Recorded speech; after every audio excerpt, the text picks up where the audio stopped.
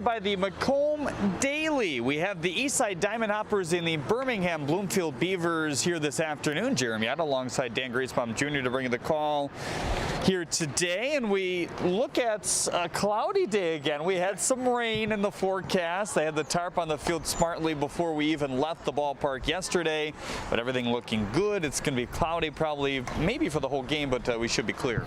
I feel relieved personally. Yesterday was a hot one. We almost melted the desk here at the same time yesterday. The sun was beating in this direction right at us, and this, the way this is, it reflected right back at our face, but we were in the air conditioning, so we can't even complain. Number one thing is just no rain delays. We don't need any rain delays. It's been a long, good week with a lot of baseball. We want to, get a nice game in the books here, and these guys will have a couple days off, and then we'll get back at it again next week. Well, an exciting doubleheader yesterday. Two really tight games. A lot of good ABs overall by these two teams, and that's something we're certainly seeing improved upon, and something I'm sure these managers like as well. We can feel it in the way that the games are going a little bit longer. It seems like a lot of good pitches are getting spoiled. Foul ball, foul ball, foul ball, and guys are not leaving the zone with their swing as much as they were, with some exceptions, of course, but it's definitely getting sharper as far as the at-bats go, and the pitchers are going to have to elevate their game. They're going to have to come up with something to put these guys away. It's not as easy as it was at one time. It's something we really haven't seen this year, a starter going on 4 days rest in Zane Collins, and maybe some of that has to do with, the way this week was set up with the All-Star game and all the pitching used there, starting on Tuesday as well. They'll start on Wednesday next week, kind of back to the regular rotation, at least for now, but we're looking forward to seeing Zane Collins here today, still going through a lot of tweaks, and, they have confidence that he'll get through those.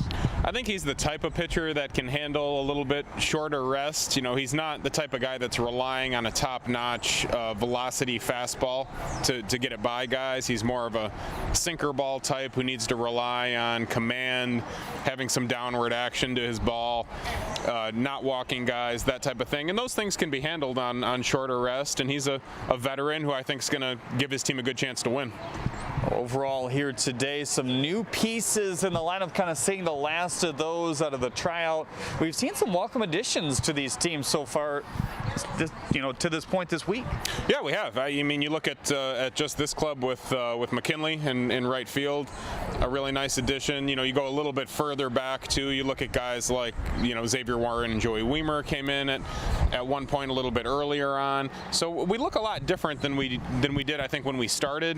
From a bats perspective, and then looking further down the road, maybe somebody like Sam Troyer will come back off the injured list at some point. So we could get to a point where the lineups look pretty good top to bottom. From what we hear, still 2-3 weeks away for Troyer. Still has to get that follow-up appointment. Still has a cast, I believe, on his hand. But that's going to be a welcome addition to this Beavers lineup whenever he comes back, because we heard Von Joshua talk about it. Even when some of these guys were struggling at the very beginning of the season, Troyer looked like a guy who had 50 at-bats coming into the year, where he just sat around after the California Winter League. Well, he's not sitting around, so to speak, right now. He's been throwing batting practice to these guys. He's been around. He's been a good teammate, and hopefully that all doesn't get turned on its ear by this long layoff. I hope when he comes back, he's able to turn it back on pretty quick, and might be a guy that does them a lot of good in the pennant race. Let's take a peek at your starting lineups here today, brought to you by AAA of Michigan. As always, first for the visiting Eastside Diamond Hoppers, it's Miles Miller leading it off for Paul Nochi's squad again here today. Xavier Warren batting second. He's been a primary hopper, it seems like, the last few games, and a unicorn to begin the week. Trevor McKinley will follow, play right field. He's played a good right field so far this year. It's Gray, Mahalik, and Vaughn Jr. again in the middle. Vaughn Jr. kind of bumped up in the lineup with those walks. Anthony Maselli, Jordan Pontius, and Jalen Smith will round it out. Smith with a double last night as they face Justin Revels. More on him later here in our pregame show. Sponsored by Crest Lincoln here today. Over the home side of things, Birmingham Bloomfield Beavers will send out TJ Riles in left field to begin things today. Freddie Geely, Joey Weimer following him. Cameron Comer, Ross Haffey, Austin Shoemaker after that, with Shoemaker back in the lineup for the second consecutive game. Started game 2 of the doubleheader last night. It's Romero Harris, Cesar Cuevas, and Jonathan Brandt at the bottom as they will face the aforementioned Zane Collins here today.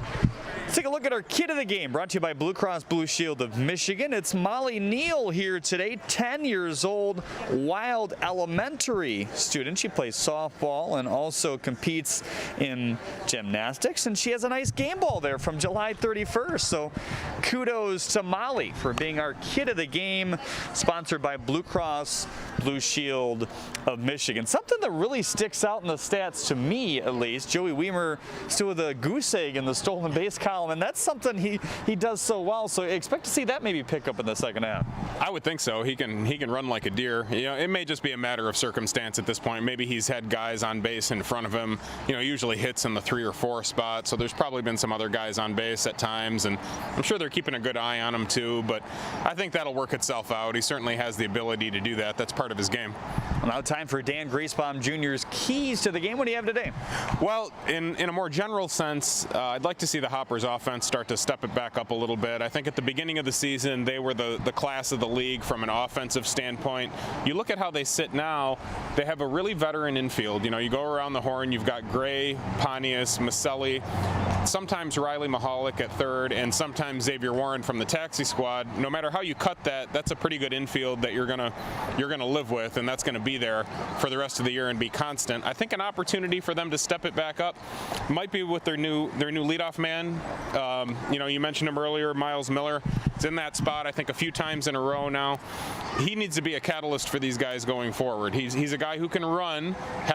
You mentioned Weimer. He also hasn't stolen a base yet. You know, it's been a limited sample size, of course, but he hasn't stolen a base yet. Hasn't attempted to steal yet.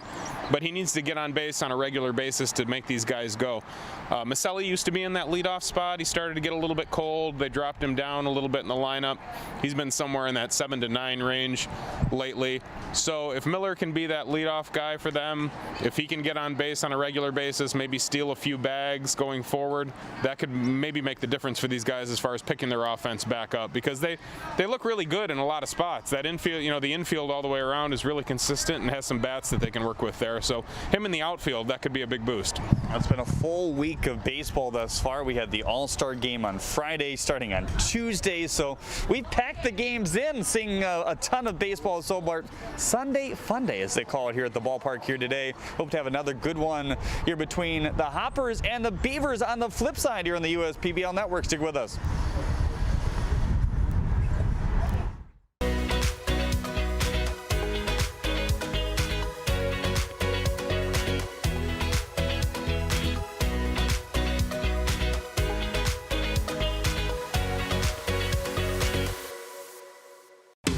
Order Jimmy John's and we'll bring it to your car door. Leave it at your front door or have it ready for you at our drive-thru. Just use jimmyjohns.com or our app to tell us what sandwiches, drinks, chips, and cookies you're hungry for. When you want it and how you want it. We're ready. With Equinox from your Metro Detroit Chevy dealers, the sky isn't the limit. Lease a 2020 Equinox LT front-wheel drive for just $261 a month. Put it in D and see why Chevy drives the Motor City. Visit ChevyDetroit.com.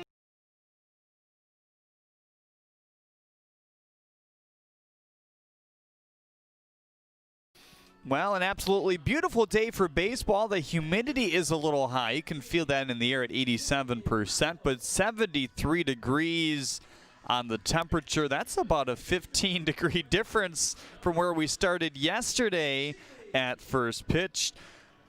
Tonight's broadcast presented by Macomb Daily and brought to you by these fine partners as well. AAA, Ascension, Balfour Property Restoration, the Detroit Medical Center, DTE Energy, Denham Sports, Dunkin' Donuts, Green for Life Environmental, Green Path Financial Wellness, Jimmy John's, your Metro Detroit Chevy dealers, Pepsi, Scott's, Summit Oral, and United Shore. We thank all those fine partners for their sponsorship of this broadcast here this afternoon and our season here at Jimmy John's Field as well. The starting lineups being announced here at the field, as trotting out there are the home Birmingham Bloomfield Beavers here this evening. Cuevas, a brand new player, trotting out to third base here today. He's been available on the bench so far for Von Joshua's team, but has not seen any action. Really starting to see the last few guys filter in out of that tryout last week. Justin Revels, there he is, your starting pitcher. More on him and Zane Collins when we get back on the USPBL Network.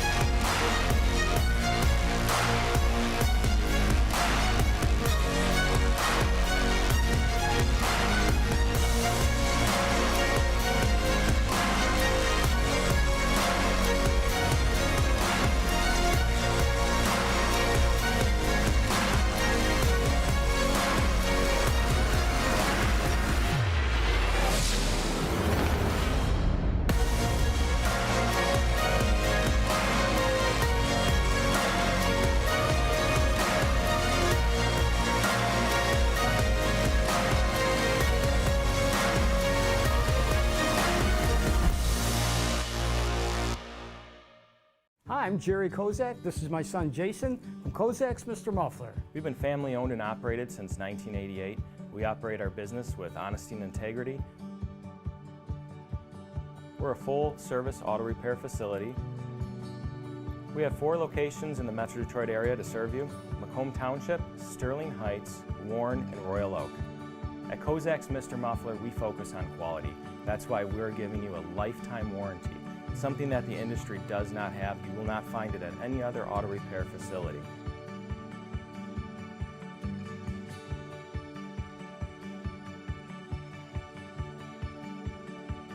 Hi, I'm Dean Morris, the District Manager of Mr. Muffler Corporation. We have 4 locations to serve your automotive needs. Hi, I'm Justin, manager here at Mr. Muffler in Warren. Honesty and integrity is what our work is based on. Please come down for a free inspection today. Hi, I'm Chris. I'm assistant manager here at the Macomb location. Come by and see us sometime. Hi, my name is Eric, and I'm the manager here at the Macomb location. Hi, I'm Brian Wilson, Sterling Heights Mr. Muffler. I'm the manager, home of the lifetime warranty. Come and see us anytime. We'd love to take care of any of your auto repair needs.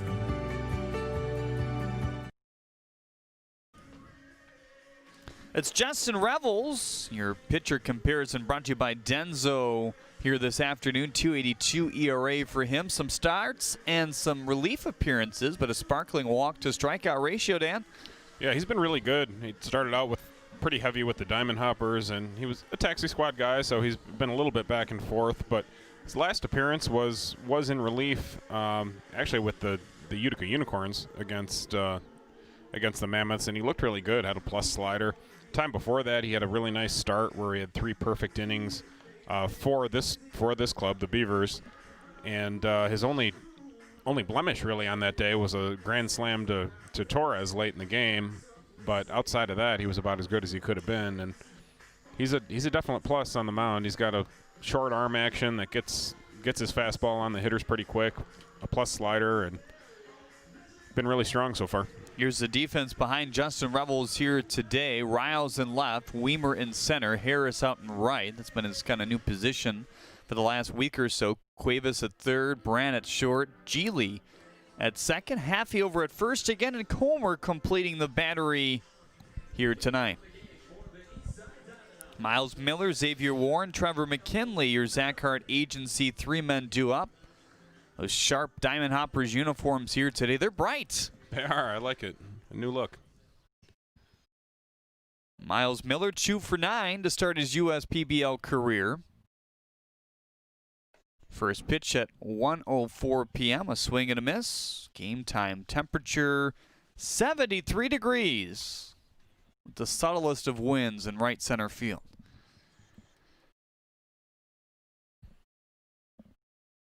Here's the 0-1 from Revels down low. Fastball, slider, changeup. It's pretty much just fastball, slider. And some of those stats might be skewed because of the 3 bullpen appearances he has compared to the full 4 starts. As There's a solid swing the opposite way for a base knock here. Oh, he's going. Yeah, that's what happens when you don't come up with it clean with a plus runner like him. You got to take that wide turn, and if the outfielder doesn't pick it clean, just keep going. Miles Miller, key guy going forward, as I mentioned earlier. I really feel like if he can be a catalyst for this club, it's going to make a big difference. And it's fun to see some of these additions have the speed that they do. I mean, Joey Weimer, I guess you could call him an addition. He's been here for a while now, but still, you know, not as many at-bats as some of these guys. Plus speed. Miller with some good speed. Wheatley has good speed. Hodo, absolutely. It's been a while since seems like a while since we've seen him, right. But he had a nice start to this week. And they let them use their speed too. You know, pretty much a green light situation on the bases most of the time. Hodo hitting number 9 for Jim Essian's squad. Expect to see him move up as the year goes on and continues to prove himself at this level. Plays a really good second base as well. Two-seam fastball for no 2 count here on Xavier Warren quickly. Warren came with the bases loaded last night as the Hoppers tried to come back in that game. They sent 7 to the plate in the 6th inning. John Murphy surrendering a lot of those base runners, and Tasker Strobel coming up with Smith on third, Pontius on second, and Miller on first, and he got a line out to Johnson in left, and he ended up surrendering a 4-out save for the Mammoths last night. Big-time win. Yeah, he was terrific last night. I don't think he was in anyone's pool for, you know, player of the game when the day started, but he came in and did the job and really saved them in that game yesterday. Truly, every much the meaning of the word save. And certainly a Mammoth squad that's looking to make their way up the standings. We saw it last year in the second half. Rattled off those streaks of wins. And Ben McKendall was a big part of that, ironically, last year. 1-2, shot to Cuevas the other way. Waiting to run is Miller. That's some really good base running. There's Miller with his legs again. You know, I was about to say that from Warren's standpoint, that's about the worst thing you can do with the ball with a man on second and nobody out, but it was soft enough, and Miller's a good enough runner that he was able to advance him anyway. Trevor McKinley. Couple extra base knocks in big spots for this spot in the lineup. Number 3 for the most part, playing right field for Paul Nochi's squad again. He's got some wheels too. He does. Definitely shows in the outfield. Looks confident in his routes as well. He's a big pickup for them. Caesar will play in tight on the third base bag with a runner over there with 1 out as this one delivered for strike 1.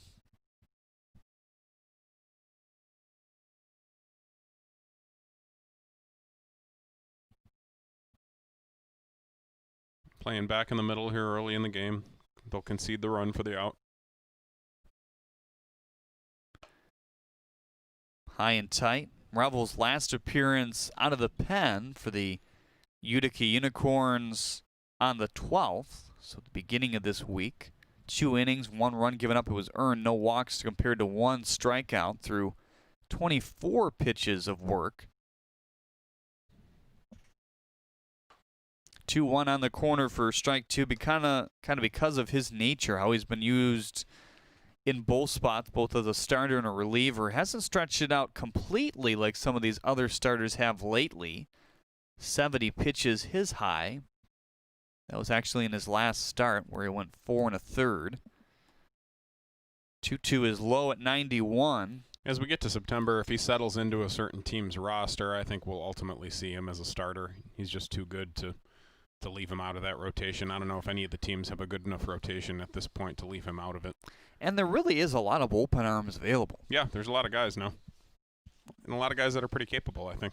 Well, the sudden Strobel, certainly a guy to watch. 3-2 pitches fouled on the first baseline. I'm sure we'll talk about it more the next time we see Strobel, but he really impressed me against the good left-handers last night, just the way he's able to throw that slider on the inside part of the plate and get them to, you know, hesitate for a second. They almost bail out to some degree. He's been almost a primary reliever in the independent scene. Saw some time in the Frontier League as well before the USPBL. 3-2 swing and a miss by McKinley for the first strikeout here for Revels. That 91 gets on you quick, especially if you're thinking about something else with 2 strikes. So a strikeout rate of 5.6 and a walk rate of 1.2. That's as good as it gets. Yep. I mean, that's a huge strikeout right there. You've got a quick base runner on third base with less than 2 outs. You've got one of the best hitters in this lineup at the plate. To get a strikeout there is huge. Now it's up to Gray. Zach looks at one low and inside. 264 average for Zach Gray. Some extra base pop, a couple homers, a couple doubles.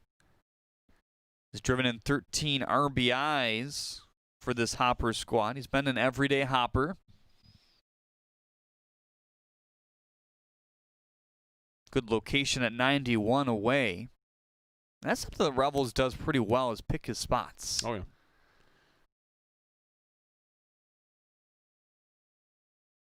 Comer's starting to develop into maybe the best all-around catcher in this league, too. I don't think that's a shock to any of the baseball operations people, but we're just starting to see it day in, day out. Up the middle, off the glove of Brandon, it will play to run. Just enough for that one to stretch into center field, and the Hopper is able to strike first here in the first. Nice job there by Gray to get a key 2-out single, but, you know, want to emphasize what a good job Miller did there, getting on base, finding his way around the bases, and plating the first run for this Diamond Hopper squad. He's really got a chance to be a big part of their second half.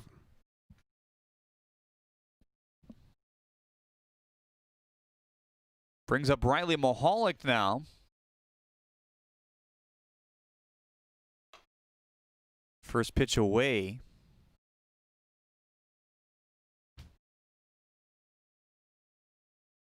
Mahalik was having a pretty good stretch. He's now hitless in his last 4 appearances. All those haven't been starts necessarily.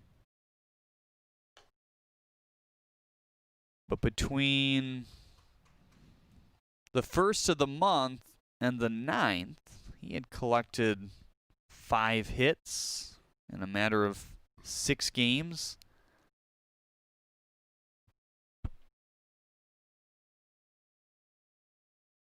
Oh, for his last 10 coming into play here today. 2-0 in for strike 1. There are a couple walks sprinkled in that, though. And the strikeouts have been low in his last 10, just 4 of them.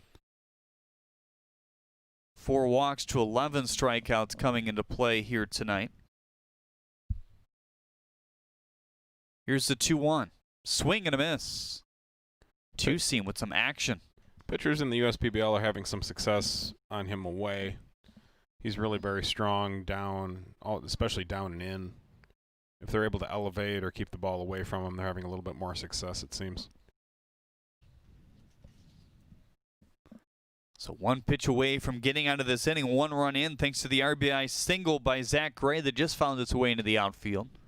The even pitch, swing and a miss. Second strikeout of the inning got Mahalik, and Gray stranded at first base. Miles Miller scores the first run here today. Back with more after this here on the USPBL Network. Can you feel that? Something's changing. A shift from a focus on me to something bigger. Because while it's perfectly fair to ask, what's in it for me? Finding the answer comes from asking, what's in it for we? At TCF Bank, our purpose lies in answering that question, in giving every me the financial strength to make us all a stronger we. I enjoy renovating my home, so getting materials with my Chevy Silverado is a daily trip. But as the strongest, most advanced Silverado ever, it's perfect for all my projects. And with the most functional bed of any pickup, Plus, the Power Up Down tailgate, my Silverado helps me with everything I need. Of course, a little assist from a friend doesn't hurt. Lease a 2020 Silverado Custom Crew Cab 4-wheel drive for just $323 a month. Put it in D and see why Chevy drives the Motor City. DTE Energy. Jeremy Otto alongside Dan Griesbaum Jr. here today. Jeremiah Hergott, our graphics operator, got our A-team on the camera side as well. The birthday boy. Yes, it's his birthday here today. We've been reminding it of him constantly today. Christian Gibbons. He's also getting married soon, so congratulations to Gibby. That might age him more than his birthday. I'm just kidding, Gibby. Did we say Emily, his fine fiance? She'll keep him young, of course. Did we hear how old Gibby is, or no? Are we not talking about that? You know, 28 years old, so he's getting up there. Younger than PJ, that's for sure. Ouch. Here's the defense for the Hoppers. It's Vaughn Jr. in left, Miller in center, McKinley in right, Smith and Gray at third and first. Misselli and Pontius up the middle as that double play combo, and Xavier Warren behind the dish here today. That look brought to you by AAA of Michigan. Warren struggled at times behind the plate, kind of both catchers, both Cullum and Warren in that second game of the doubleheader, but I think naturally he's going to work through things, certainly. Yeah, I mean, it was similar reasons with the two of those guys. Cullum, in his case, he just hasn't had a lot of work lately. He's just been more in a backup role, and Warren just plays around the diamond, and he's relatively new to the catching game overall, and he's seen a lot of different pitchers. I don't think he knows any of them real well yet, and as a result, he's having a little bit of trouble receiving right now. First pitch to TJ Riles. This one bounces at 82 outside. Zane Collins, 6'2", 240. The lefty out of Ohio. Fastball, slider, changeup, curve. He mixes up the off-speed probably the most out of any starter in the league in terms of the usage. It's a nice two-seamer as Riles is out in front. 54% fastball. That's between the four-seamer and the two-seamer. And the slider, the changeup, and the curve come after in that order. Here's the 2-2. Whittled on the ground, foul. And, of course, the fastball acting more like a sinker.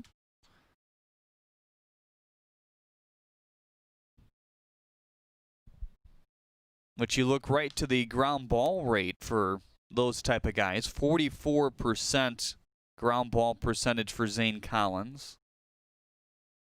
That's very comparable to Rick Porcello throughout his career. Here's a swing and a miss by TJ Riles for out number one. Porcello for his career, 47.4%. He, of course, had that Cy Young year with Boston, 22 wins back in 2016. He was at 44% on the ground ball percentage there. I think the quality of the infield behind Collins can certainly help him with this Hopper squad. They've got pretty strong all the way around. Freddie Geely looks at a ball inside.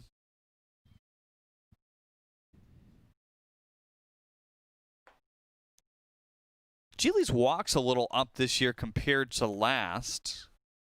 Or his strikeouts, I beg your pardon. 3 walks to 18 strikeouts. Is this one on the ground? Gray trying to recover. He cannot.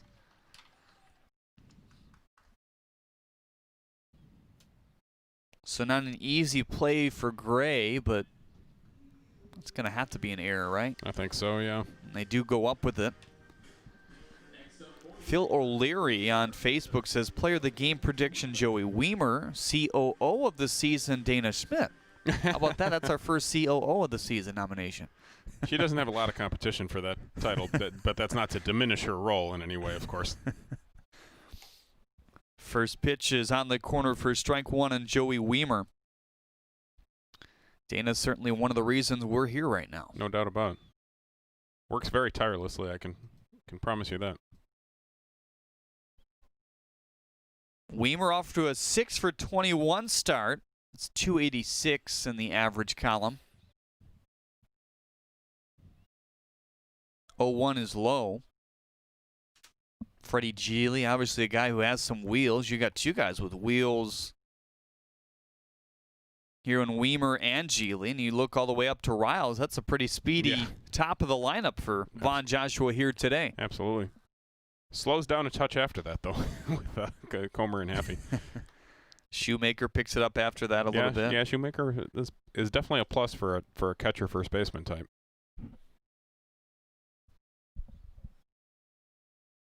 Weimer ahead in the count 2-1 and got a good swing on it.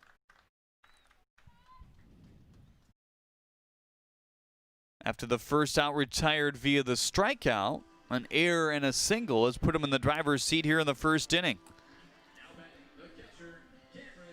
And this is sort of an example of why I think Weimer doesn't have any steals yet. You know, he's got a guy in front of him here. He's also got somebody at the plate behind him who's more of a power guy usually, and the last thing you want to do is get thrown out on the bases with a pretty good hitter coming up. Only other game of the week for the Beavers back on Thursday was a 6-1 win for Birmingham Bloomfield. A.J. Coleman went 5 as little pickle action here as Weimer caught between first and second. Now the throw to first, and both guys are safe. Gray thought for sure he had him over there. It was a good job by Geely there to, read that throw. Once that throw was made, he had a pretty good shot at third base. So now there's Sherwood Brewing pickle of the game. On Tuesday, you can pick up a half-off pickle pizza.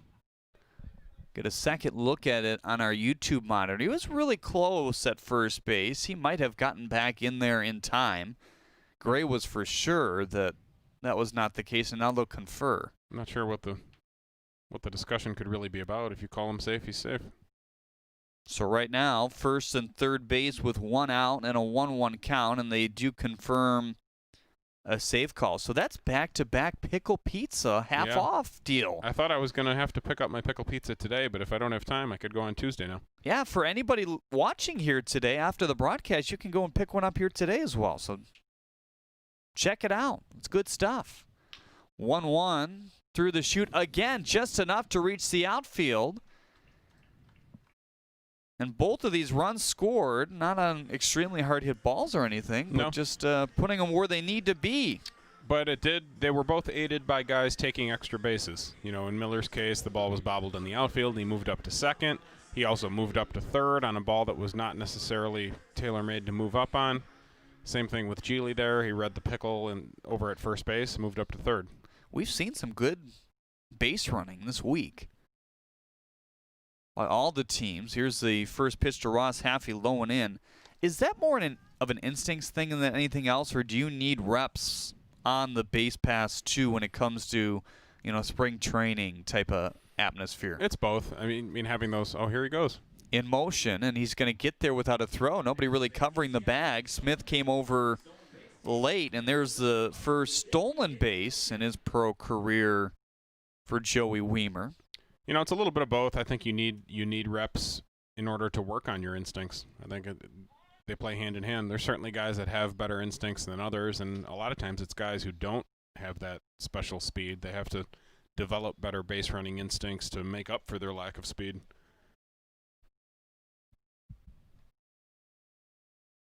Every stolen base this year brought to you by TCF Bank.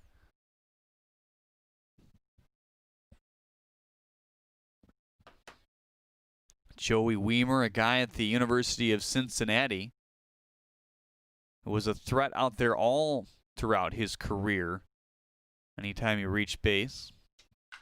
Fly ball to left field, put a charge into that one, and Vaughn Jr. says goodbye. 2 hops into the Chevrolet Plaza off the bat at 95. There's the translatable from the home run derby that we've been looking for. That was a no-doubter. We've been looking for more of that out of Ross Haffey. There's no question about it. And he's been taking better swings lately. And I think he's really shortened up his swing in some cases, but that's the type of power that we've been looking for out of him, and hopefully that's a trend that can continue a little bit.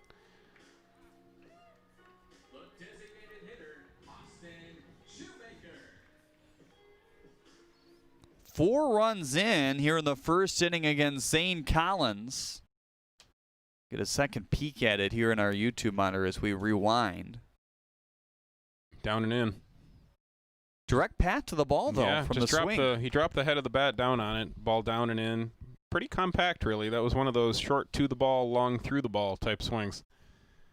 Dropped the head of the bat down and got all the way through it. It was a nice looking approach.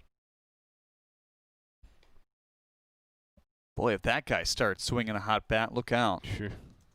Be interesting to see where he ends up roster-wise by the end of the season.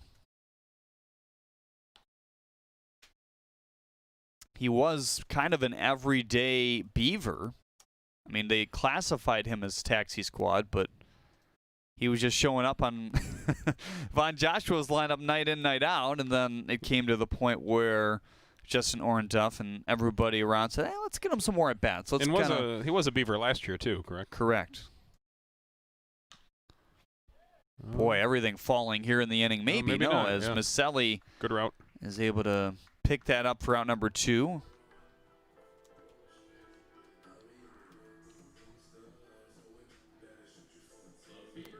Haffey at the beginning of last year had a 3-game homer streak. June 5th, June 6th, June 9th. It's always a good feeling as a hitter. You start to feel like the ball looks like a beach ball up there. Guy who started in the Frontier League out of college. Spent a whole year there. Not a whole ton of at-bats. And came back for his second year. And it was only a couple weeks before he was released. Frontier League, a lot of former minor leaguers, older type players. So Haffey understood why he was on the chopping block. I mean, you know, he flat out said, hey, if you don't perform, it's going to show up pretty quickly because these are guys who are, you know, kind of a revolving door because of the talent that does come in.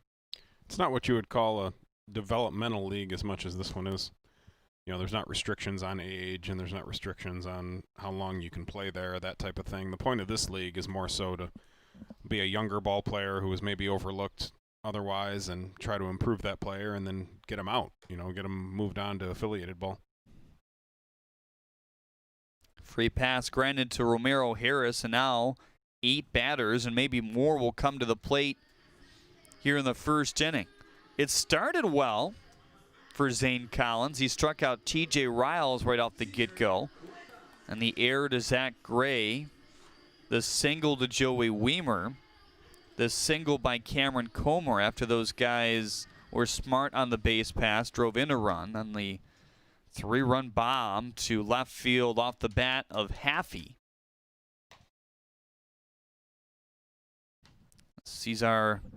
Cesar Cuevas will get his first AB in a USPBL uniform here today. Looks at strike 1. Sinker outside for ball 1.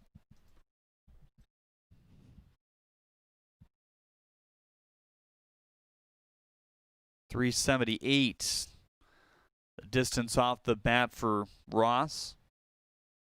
And Dan, that's where he made his money's worth. Yes, right out in that Chevrolet Plaza and left. Yeah, that one can see an employee out there trying to search for the ball. Yeah, he put several on top of that pavilion in the Derby. That one underneath, rattling around the tables, but it was a no-doubter. You know, it's only 315 down the line there and left, but that one was a no-doubter. That tent right there, whatever you want to call it, shelter, was under fire. Yes, it was. It was being assaulted. The awning, I think you'd call it. Yeah, this one ripped foul. Wouldn't be surprised to see a hole in it, but it held up. Yeah, it was starting to worry me. We need that thing for when we can have groups back in the patios here at the ballpark someday. Steve Ghostly From Holly, Michigan, watching on Facebook, we say hello to you, Steve. Have a commenter on YouTube that say, are tickets available? Not at the moment, as this one is a line drive to left. Vaughn Jr. going back on that as he goes to the track. And that's a big-time 8-batter inning here in the first. 4 runs do come in. That's why it's a 4-1 lead for the Birmingham Bloomfield Beavers here today. Now time for Freaky Fast Trivia, brought to you by Jimmy John's. Here you go. Boy. What is the name of Cinderella's cat? I think it's something nasty, I feel like. I think it's more negative. I'm going to go with Lucifer. You sure? Yeah, I think it's Lucifer. Got it. All right. At least it was Cinderella this time. That's more of an old school Disney type thing. I'm a little bit stronger on the older stuff. The new Disney movies, not so much. USPBL.com/shop is your spot to purchase your favorite team gear here today. How about these Hoppers uniforms here today? They're snazzy. Yeah, I like the starting to work in some of those Sunday road jerseys. We had the Mammoths with the Flintstones jersey last Sunday, if I recall correctly. Now we got the Hoppers with the Frog jersey this Sunday. That's kind of cool. There's some neat stuff, as there is frequently with minor leagues. As I mentioned on a previous broadcast, 2019 was the #1 year for minor league merchandise. And surely 2020 is not going to beat it, just because there's no people in the stands and the MILB is not operating. But 2021, hopefully right back up there. Did you see what St. Louis did yesterday? I did not. Their first game out of their many postponements. I mean, you go back to, let's see, you got the calendar open. They had not even played in August. I didn't realize that they were back yesterday. Yeah, so they hadn't played. They played Minnesota on Wednesday, July 29th. So 5 games deep in the season, where most are 20, 25, nearing almost the halfway point in the Major League Baseball season. They took on Chicago yesterday. The Cubs or White Sox? White Sox, okay. 5-1 win, a 6-3 win. And from I was listening on MLB Network Radio on the way in, they said a lot of good ABs, something you wouldn't necessarily expect out of a team that hasn't played in so long. Well, so impressive for St. Louis, and kudos to those guys for sticking with it. It's a really tough situation. I don't necessarily have all the answers, but if they're going to end up playing 10 less games or something than everybody else, it certainly doesn't seem fair. Well, they've scheduled 10 doubleheaders. That's not really fair either. I'm not sure. I'm not sure what's fair. This one popped up to right. Harris having trouble tracking it, I think, at first, but he snagged it down the right field line for out number 1 here in the second. That's a really tough play. And you would think he could get some help down there, but it's the Hoppers bullpen. I'm not so sure that they were helping him out as far as finding the fence. He's like, yeah, I ran all the way to get that one, as he speaks with Joey Weimer in center. Get a second look, just kept going and going and going, and I think he put on an extra jolt at the end, realized that he had to get to it.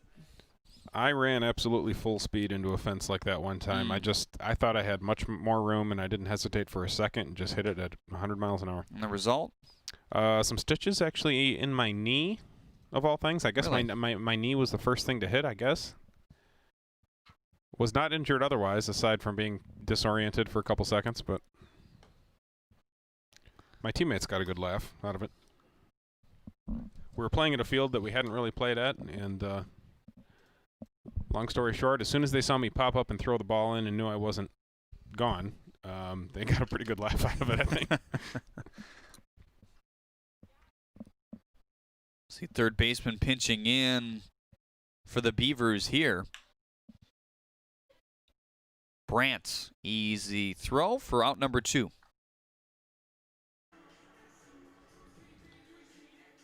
Looking to get a little bit more drive with the legs of Justin Revels. That certainly can help with the velocity.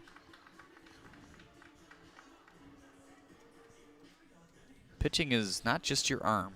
We've learned that and more, certainly just by looking at all the DVS tweaks, the delivery value system that these guys go through.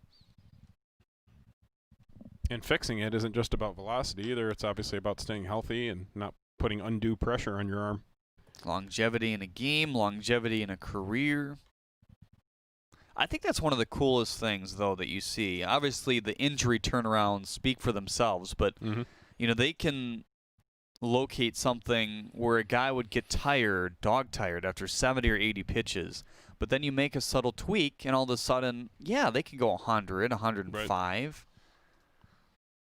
And all those things do build up. Oh, yeah. Because you feel like, yeah, I'm at 70 pitches, 4 innings. I should be able to power through that, and maybe mentally you just kind of ignore it. And the key is to have enough reps done correctly that it starts to become second nature for these guys. It's tough in the beginning because they're trying to think about all that stuff out there, and sometimes that can go awry. You start thinking about one thing, you forget about something else, and all of a sudden you're not having a very good outing, and we've seen a little bit of that too. And Zane Collins certainly going through a lot of changes over the last 2 years since he's been in the USPBL. Swing and a miss. Snappy inning for Justin Revels. He sees his offense lighted up, and he says, I'll go 1, 2, 3 in the second as well. Fly out, ground out, strikeout all the ways. As we're ready for your DTE Energy Kid Race, the mascot, here this afternoon. I hope it's Ribby. It's Buzz. Oh, man. Buzz is okay. I like watching Ribby the most in this. And as I've said before, Wooly the least. I saw a grasshopper on the concourse before heading back to the booth. Maybe Ribby ran off for that, and I had to insert Buzz here. Different kind of hopper. Well, Buzz off to a decent starter. He seems to be taking time to talk a little trash with the young man. Oh, taking a different route. He's trying to sort of a NASCAR kind of move there. A little pick play, yeah. Take the inside track. This is coming down to the wire. This is the closest race we've seen in a while. The young man is going to finish just in time. I'll give Buzz some credit there. He made it a race. That's your DTE Energy Kid Race, the mascot. More when we get back here on the USPBL Network. 4-1 Beavers. DTE Energy customers can get their share of huge lifetime energy cost savings. How? By using our website. The Oslin's new programmable thermostat saved them a bundle. And their new efficient furnace earned them a hefty rebate. All over Michigan, people like the Oslins are saving. Why not you? There are always new ways to save at dteenergy.com/saveenergy. DTE Energy. 4 runs given up in the first inning off 3 hits and a walk along with an error against Zane Collins, which triggers a Hoffman Dental pitching change here in the home half of the second for the Diamond Hoppers. This is Damon Ellis, who sees some time here on a Sunday. I liked him in his debut, really. You know, he was against the Beavers actually in his debut, although it's escaping me. Was he with the Unicorns in that game? I believe so, yeah. He's not showing up on the Taxi Squad stats or the Hoppers stats. Yeah, so he, you know, I thought he looked pretty good. He had a kind of a tight 12-6 curveball that was pretty effective. Got his fastball up to the high 80s, about around 89-ish. See if he can build on that outing today. So it's going to be Jonathan Brandt, TJ Riles, and Freddie Geely, your Zach Hart agency, 3 men on deck here.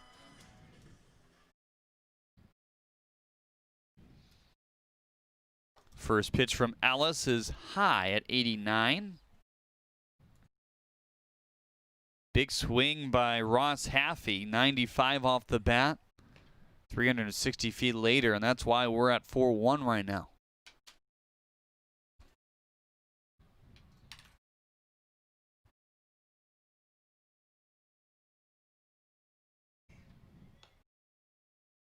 Damon Ellis with an inning and a third his last time out. No runs, 1 hit given up.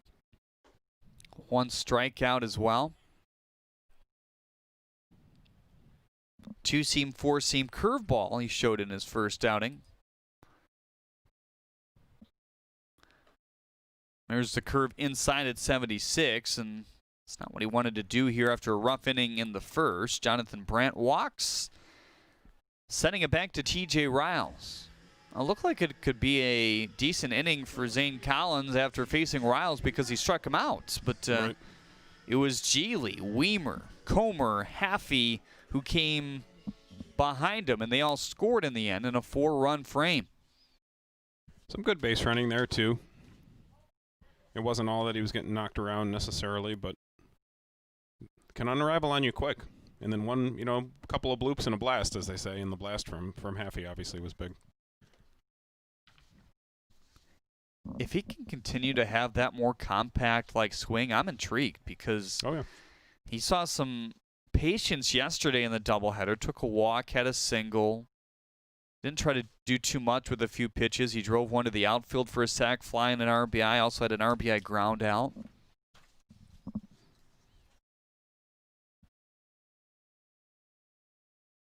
Here's the 0-2, high and away. The one thing you think about with a big swing guy like Haffey is that, he changes his swing, and a guy that has a lot of power, maybe that means he's going to lose some power. Right. Here's this one to the gap in right field, but a good job by McKinley to get over on that point in 1 second. But McKinley, I'm not saying that one was getting down, but I feel like every time we feel like a gapper is going to get down in right center field, he takes a great route to it. Yeah, he's there.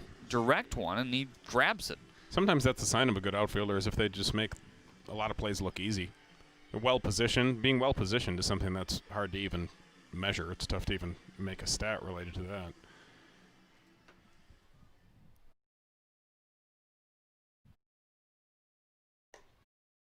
First pitch is in there for strike one on Geely.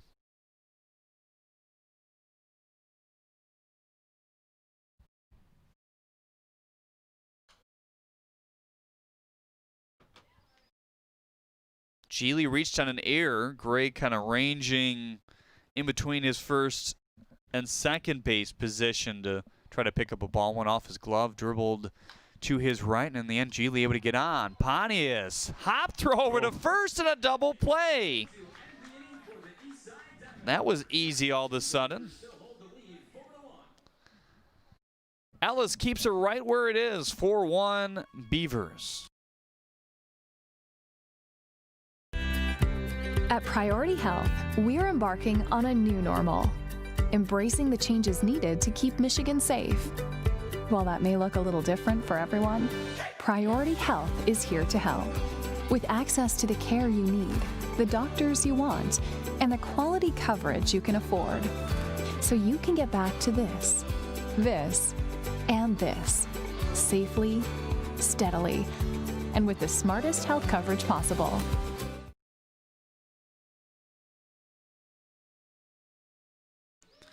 Vivio's Bloody Mary mix, voted the best Bloody Mary year after year. Visit them in Detroit's historic Eastern Market. Good spots.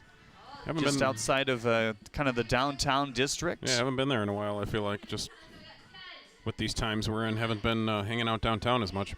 This is the field pong game, kind of at the end of it is Chelsea S just counting it down to 5 seconds to go as participants here today looking to beat the clock. Jeremy Otto alongside Dan Griesbaum Jr. to bring you the call here today from Jimmy John's Field. A good look at that Hoppers uniform for tonight. Vaughn Jr. trying to get down his timing.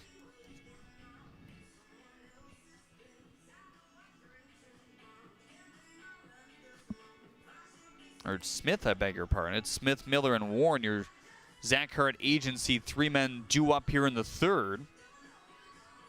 In the first, Miles Miller able to get the leadoff single, then the error by the outfield brought him to second right away. Ground out strikeout after that. RBI single by Zach Gray and the strikeout to Mahalik. And all put together, Justin Revels has retired 4 in a row going back to the first inning after the 1-2-3 in the second. He has 3 strikeouts already.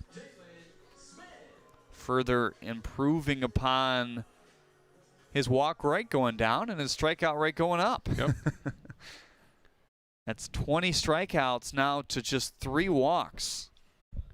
Very impressive. Got real bright real fast as Jalen Smith looks at strike 1. A nice double down the line yesterday in game 2 that helped keep the Hoppers in that one. They're looking to see more of that, and Paul Noce thinks there is a lot more of that in this bat. He says 185 just doesn't do him justice. Brandt, tough play. Good tag by Haffey. Haffey's been playing very well over at first base the last several days. Seen some time at first and third in the last couple weeks. Look at those billowy clouds. Oh, yeah.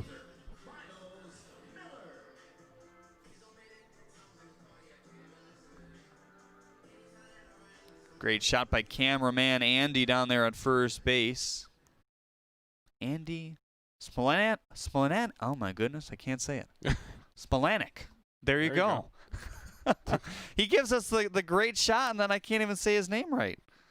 Took you a few reps at that. His nickname was Smiley at the Tigers. Oh, okay. Smiled a lot, apparently. This one back to Justin Revels. Over to first base, and Haffey gets that one. I'll just let you pronounce the cameraman like I allow you to do some of the umpires. Sal Giacomantonio. I know the umpires better than I do the camera industry. Here's Xavier Warren now, 0 for 1. With a ground out to Cuevas at third.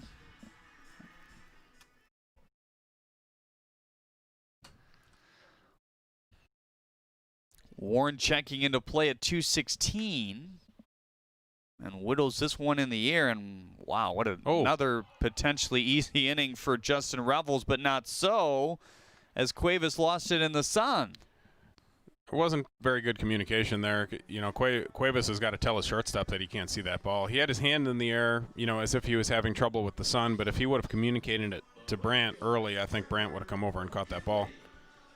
Brandt's running the opposite way to him, so the sun is not in Brandt's sight line the way that it is Cuevas.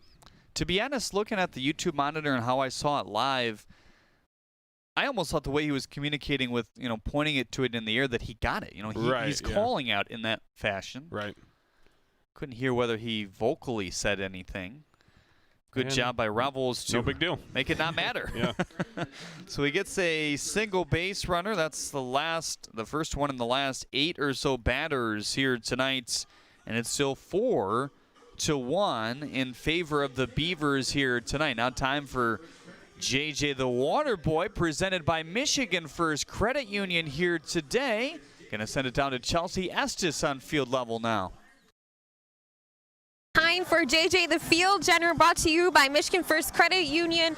It is the time when JJ is such a good boy, and he thinks of the umpires who are calling the game, and he brings them a bottle of ice cold water with a nice cool cloth, but he will not leave until he gets a treat. What a smart boy. He's been working overtime this weekend with the All-Star game. He's had a doubleheader on Saturday, but he still has energy to go and catch the Frisbee. Let's see if he can get it. He is so focused. We got it. Oh, not even a nosedive. Acts like such a pro. He's such a good boy. Jeremy and Dan, back to you guys. Thanks, Chelsea. Damon Ellis on for his second inning of work. Looked good in the second and was helped out by the sure-handed Pontius at second base. Just a line drive. It was hit well off the bat of Freddie Geely with 1 out. Brandt ranging off the first base bag, caught off about in the middle of it, and Pontius able to throw it to Gray for the 3rd out. So that's exactly what this Hopper squad needed after Collins gave up 4 in the first. Knocked down the confidence. So we saw some hard hit balls in that inning, certainly capped off with the home run by Ross Haffey. Joey Weimer, Cameron Comer, Ross Haffey, your Zach Hart agency men on deck. And if Comer can get going, which Dan he has in his last 3 or so games. He is now 7 for 9 in that stretch.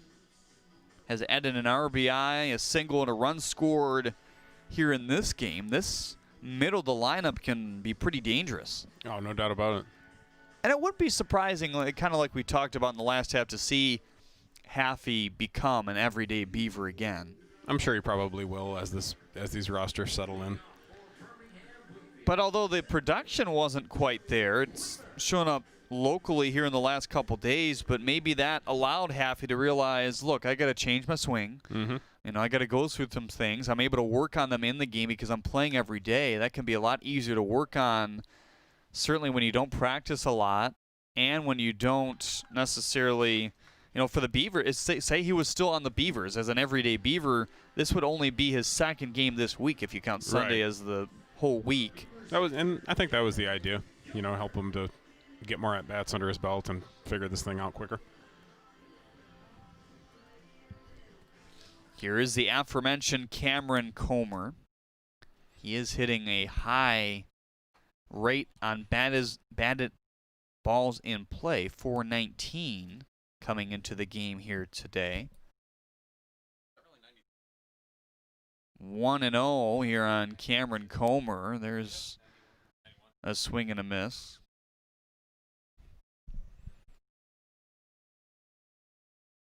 Ellis has some mustard on his fastball today. He was more in the upper 80s last time out. He's been over 90 a couple times today already.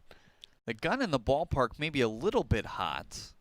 Well, the gun in the ballpark actually had 93, but our baseball ops team here had 91. So I think it is a little bit hot on occasion, but his velo's up today. The gun that we have up in the press box here for baseball ops is sitting right next to us. It's called the Flight Scope. It measures everything, the analytical pieces to the game that we talk about throughout the broadcast. As this one popped into right for a base hit. It's kind of how it's been going here today for the Hoppers. Sometimes when you're swinging good, they're going to fall like that too. Tracy McCurvey says, watching a great game in beautiful weather. Terry King says, beautiful shots of the clouds. We don't get to see those often here in Arizona. I bet. Do they miss clouds in Arizona? Maybe. I guess they do a little bit. That's why Arizona's such a great spot for spring training. You don't get that humidity and you don't get all the rain that the Florida spring training clubs get. Well, we're hearing Major League Baseball talk about the possibility of pods for the playoffs. Right. And I'm sure Arizona is going to be considered. I mean, that's what they considered when they were talking about the bubble, like these other professional organizations have done. It's just the pod considerations for MLB ended up becoming hotspots for the virus, and I'm sure it derailed those talks relatively quick. Florida, Arizona, so on and so forth, Texas.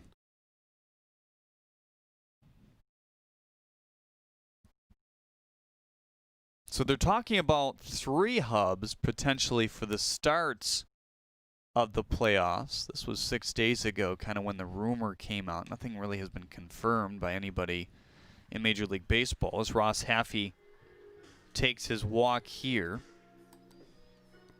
I'm certainly in favor of a pod for the playoffs because you don't want to risk a team coming down with an outbreak in the playoffs. I mean, that could really derail the whole thing.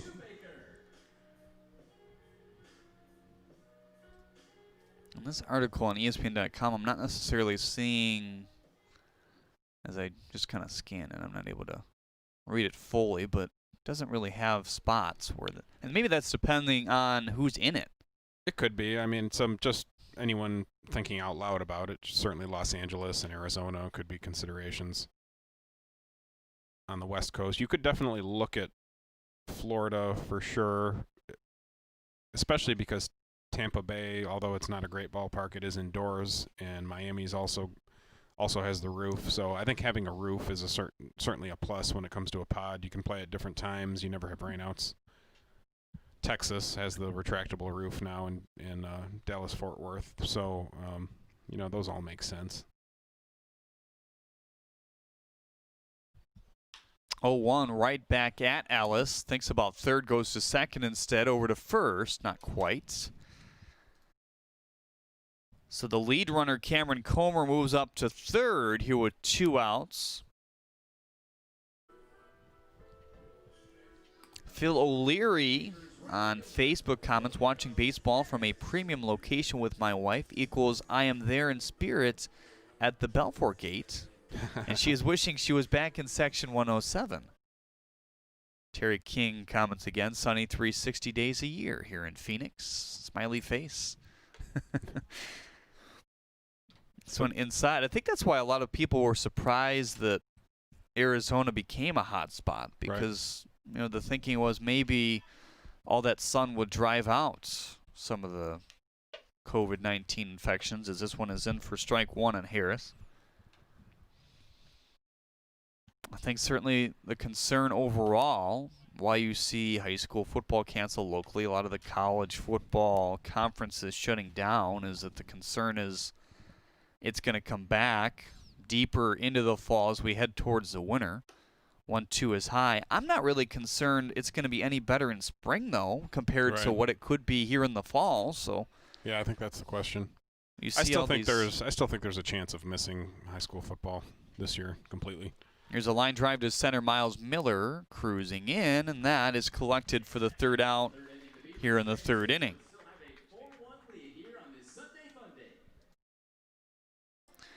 Back with more after this here on the USPBL Network. They called it the 1,000-year flood. They were having homes and businesses flooded, and the roads were being washed out. My entire house is going to be flooded. Okay, do you have a second story? A lot of fear that we were going to lose a lot of people. When we heard the police station was flooded, we immediately gave them our command center to operate out of. Belfour was our savior. Sheldon and his team restored 25 of our businesses and more than 1,500 residences. At Belfour, we're restoring more than property.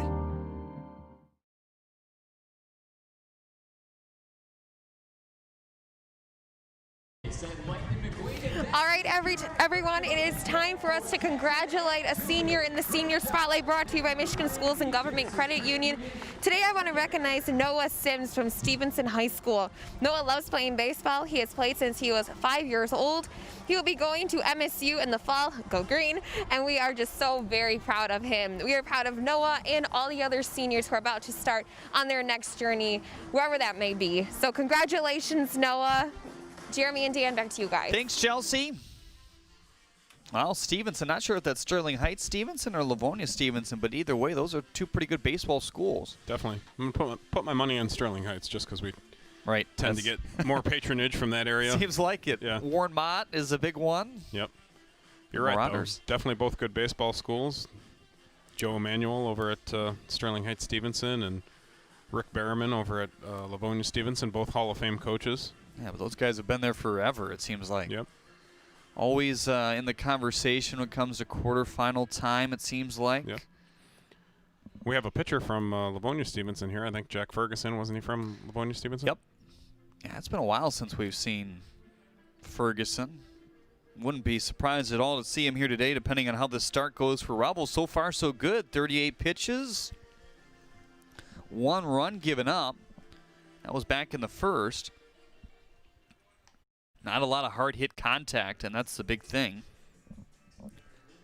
Did a really good job to pick up his defense in the 3rd.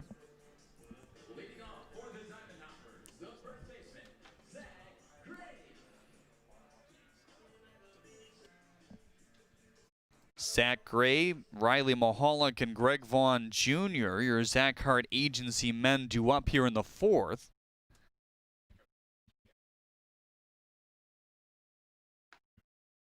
This one in for strike 1 on Zach Gray.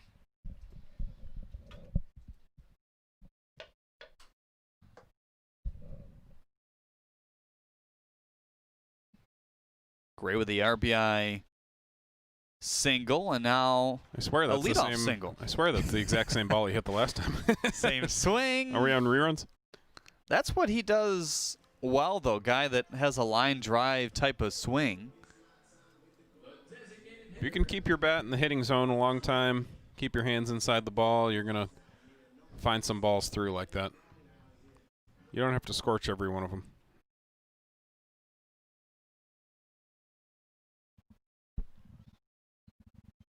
Riley Mahalik 0 for 1 with a strikeout back in the first.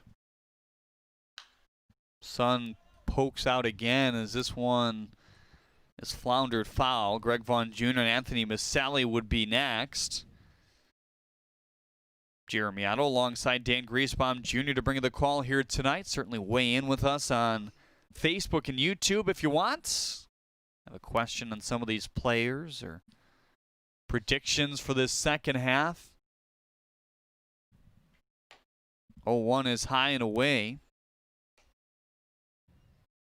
Here's an interesting question. Maybe who is the best prospect you've seen in a non-major league setting? Maybe here at Jimmy John's Field. Move on, how have they turned out? Maybe you've seen Randy Dobnak in person or Taylor Jellikowski or the likes. 1-1 is off the leg of Mahalik as he's hobbled. It certainly would have been fun for locals here in Detroit to drive down to Toledo this year had things happen the right way. Yeah, I think the Mud Hens organization is very, down because of that. I think they really counted on a solid year ticket sales-wise. Generally, they get a pretty decent crowd throughout the year. They do, sure. I think it's less about the razzle-dazzle down there and a lot about the baseball and hockey. I mean, those fans are fans, you know what I mean? Well, also you just look at the city of Toledo, and it's a pretty big market for minor league sports. It's a really good-sized city with a lot of cities around it, and they can catch some of Michigan, too, the lower part of Michigan. Love going to catch games down there. Really nice park to watch a game for sure. 4 strikeouts now for Justin Revels. 1 out here in the 4th with the runner on first. And Greg Vaughn Jr. will get his second hack at things at a fly out to right field. Back in the 2nd, part of a 1-2-3 inning. Nearly had back-to-back if it wasn't for that ball lost in the sun. Harris looks straight into the sun there for out number 2. He does a pretty good job out there, whether it's, handling the foul territory with the fence coming up or if it's battling the sun. He just seems really comfortable.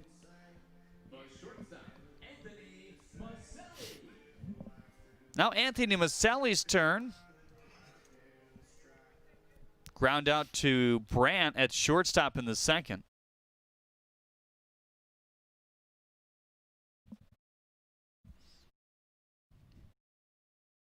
First pitch to Masali, away at 79. So a heavy dose of fastball slider as you'd expect. Came in throwing the changeup just 6.7% on the year. Seems more comfortable throwing that slider in on the lefties than he does trying to backdoor it to the lefties. When he tries to throw it away, it seems like he misses that spot more often than not. Pitch to Masali is away. 2-0 on Anthony here.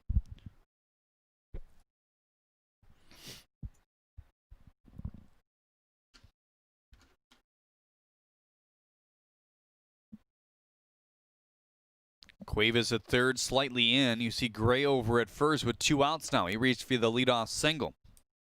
Now Revels in danger of walking his first batter here. He's only done that 3 times all year long.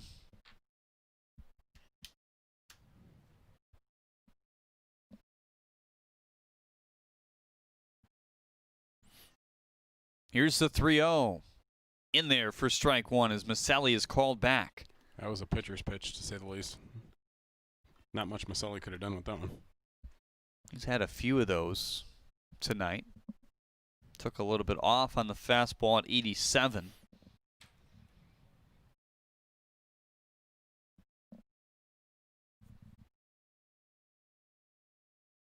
(3-1) on the ground and through the diving Haffey. This little 2-out magic happening maybe here for the Hoppers. They could use it down 4-1. They haven't scored since the first. There's no action in either of these bullpens right now for good reason. They're wanting to get a little bit more out of Ellis. He came in for Zane Collins after the rough first inning. Saw some traffic in the 3rd, but nothing became of it. Stranded 1st and 3rd with a nice fly out off the bat of Romero Harris.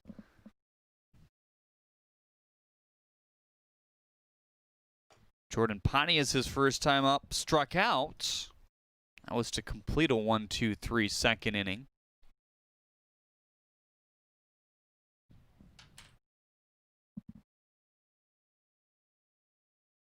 The 12th K of the year for Jordan compared to 6 walks. Did a nice job setting him up there. He started him with the just sort of the basic get me over slider on the first pitch, which he took. It's not a great pitch to hit when it's a 0-0 count. Then he expanded the zone on him there. He kind of showed it away, and then it broke out of the zone and got him to chase. See what he does with him here on 0-2 now. He squared up a ball, probably the best we've seen him so far this year. Yesterday for a double in the early innings.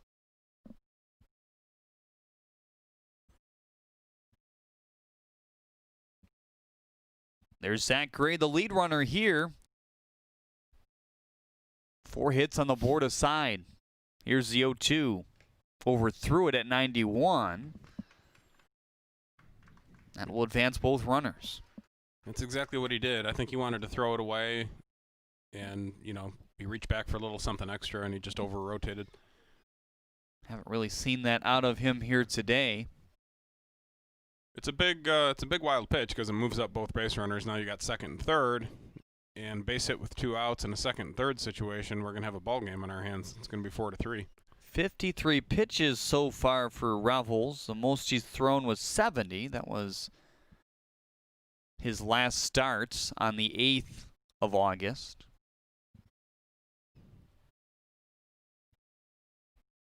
Here's the 1-2 on Pontius. Popped him up. This might be trouble again with the sun. Everybody looking. G. Lee holds on. You can see him kind of swaying, but he's able to squeeze it for out number 3 here in the 4th inning. Chelsea Estes has a report when we get back here on the USPBL Network. Crack open a Budweiser and experience the refreshing taste of summer. Make every moment of summer count by picking up Budweiser today.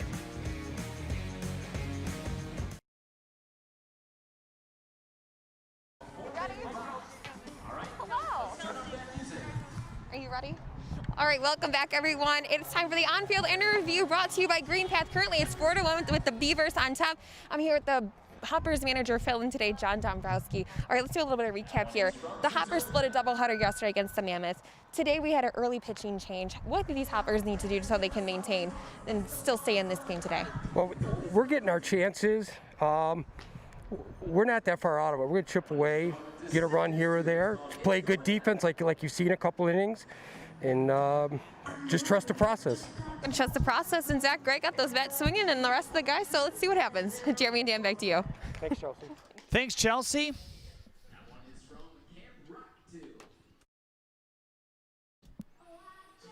Well, the Hoppers looking to get some innings here out of Damon Ellis. In the second, he faced just 3 thanks to the double play off the leadoff walk to Jonathan Brandt. The third, we had a pop out, a single, a walk. There was first and third thanks to a fielder's choice, and then a fly out by Romero Harris to end the inning.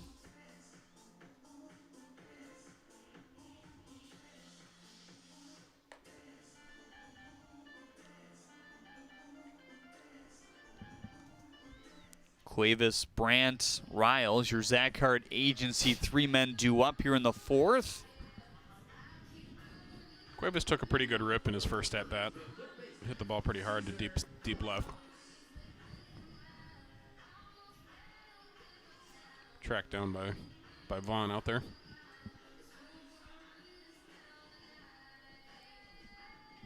Out of this group, they're a combined 0 for 3 here tonight. Brandt the only man to reach via the walk. Top of the order, Riles 0 for 2 with a strikeout and a lineout.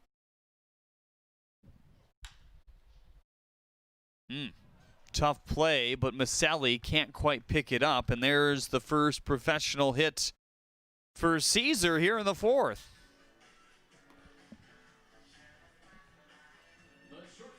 They're going to collect the ball for him?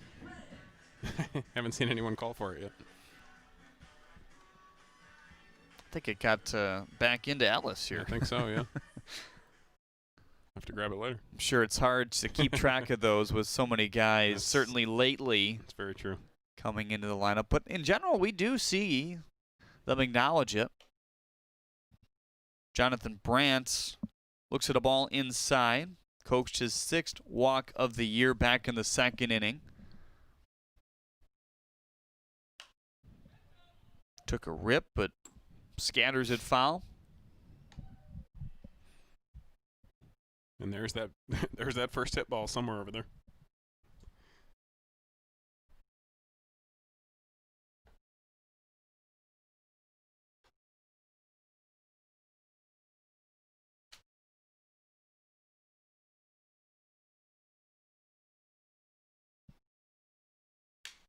Broken bat. Maselli again has trouble with it. That's back-to-back plays. Obviously, you really can't fault him on the hit ruled earlier here, but that's going to go down for an error, you'd think. Oh, yeah. That was a good pitch by Ellis, too. Fastball at 89, in on the hands. Threw it where he wanted to throw it, and he got the jam shot that he wanted, but his shortstop just didn't convert. Second game in a row that Jonathan Brandt has reached on an error. Also drove in a run earlier this week in the only game for the Beavers on Thursday. Riles is hacking as he spoils this one back. There's some good spin on the fastball for Ellis. Kind of mirrors what Collins had, but there's a little bit more giddy up on it. 0-1 at 90. Rides high. Consistently 2,200, 2,300 on the spin rate, which for a fastball is pretty good. Nip to second, and again, they're able to get a double play. Pontius looked toward first thinking about a triple play too, but Brandt was back in time. It's the second time the middle of this infield has done something like that and caught these runners off guard. It's a big play for the Hoppers there. 2 down, Freddie Geely at the dish. He benefited from an error back in the 1st inning. And he also was a part of that line-out double play to Pontius. Right. He hit it hard. That ball at the bat of Riles hit decently hard at 86 as well, as Geely looks at strike 1.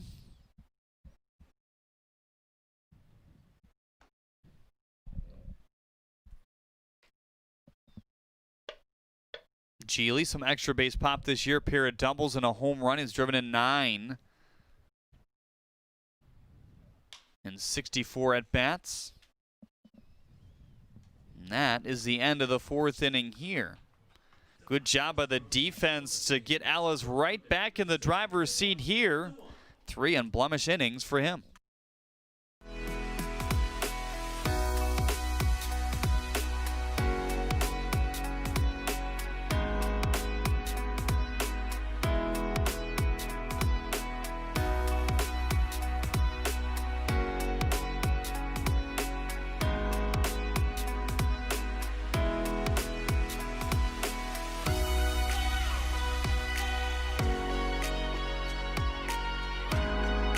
Throughout your life, from big moments to ones well earned, we're your financial guardian angel. Alliance Catholic Credit Union.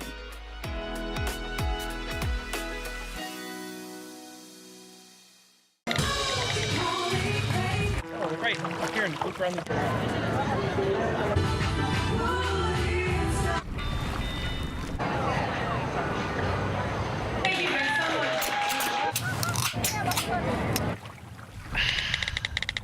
Give it.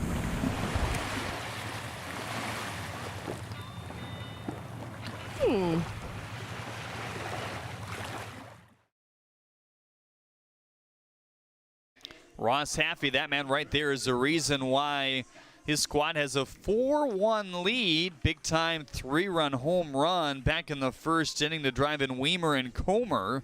His second blast of the year. It's a nice looking swing. Just dropped the head of the bat down on it, and the ball explodes off his bat when he takes a good swing at a good pitch. There's no doubt about that. 9-1-2 coming up for the Hoppers, looking to do something against Justin Revels here today. Jalen Smith, Miles Miller, Xavier Warren, your Zach Hart agency men do up. What a beautiful day for baseball. Sun-soaked, 73 degrees at first pitch. That has maybe gone up a few ticks because it was cloudy to start the game here this afternoon.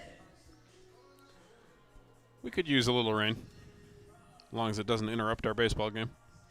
So 74 degrees is what it says. Still 79% humidity.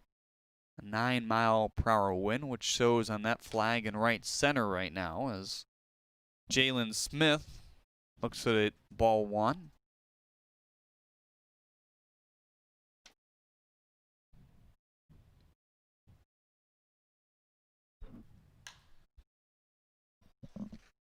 Revels has maintained his velocity here into the fifth. Still right around 89-90. 56 pitches deep.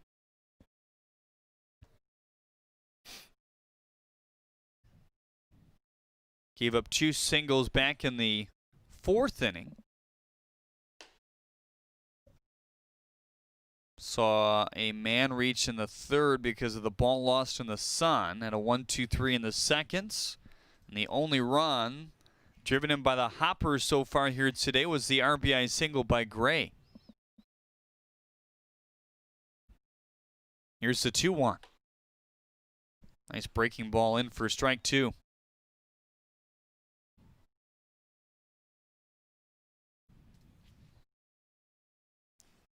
He gets batters to swing and miss at that slider 20% of the time. 2-2. Cuevas for out number 1. And we talked about that yesterday if you were watching in terms of a swing and miss rate. All pitches put together for pitchers in the big league, 16% or more is considered elite. But there isn't that far of a drop-off. 8% or less is considered bad. Right. Really bad, actually. Baseball has that tendency where the margins are very thin between good and bad, percentage-wise. I mean, if you think about it, getting 2 hits out of 10, awful. 3 hits out of 10, star. Popped him up. Geely calling for it, or at least communicating to the outfielders where it is. It's Harris who nearly collides with Weimer for out number 2 here in the 5th. And if we see Revels have a low pitch count here in the 5th inning, we could see him go 6 here today. Definitely. Has not done that in a start yet. 5 1/3 has been his longest outing so far. There's no stirring yet in the pen.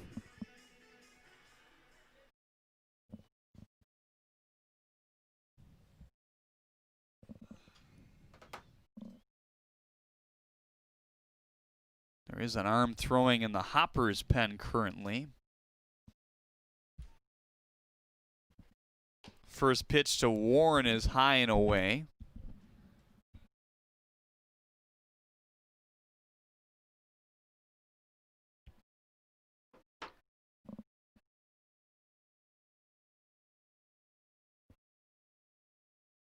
Here's the 1-0. Popped him up on the third base line. Cuevas and Comer coming over. Comer nearly made that on his bottom.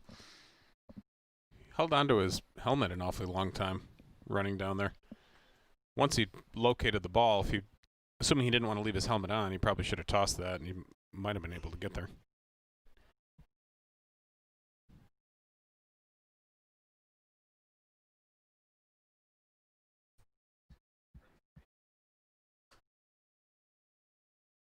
McKinley, your Zach Hart agency man on deck here in the 5th.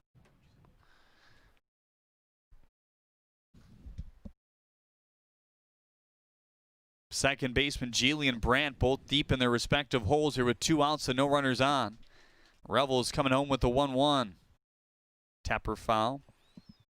I think that was Raven Martin we had stirring in the Hopper's pen there for a bit, but we don't see anybody right now. Could mean that he's ready. He almost looked that way, Dan, when I saw him as he was completing throwing. And it would make sense to lift Ellis here after 2 full innings of work. He did a good job to settle the storm here. He did. See if we see the slider from Revels. The 1-2. Fastball. Cuevas looked comfortable there. Good throw across the diamond, and it's a 1-2-3 breeze again for Justin Revels in the 5th. He is locked in here today. From the very get-go in your major, you are doing things involved with your major. And they really do a good job with finding professors that not only know what they're talking about, but know how to teach what they're talking about. Here, the professor cares about your success and is willing to work for it with you. You get the intensive care from each professor. You get the interactions with different students both in and outside of your major. There's always something happening on campus. There's always something to do. Go visit campus and really experience everything that campus has to offer. Once you do that, it makes up your mind for you. Detroit Mercy. Build a boundless future.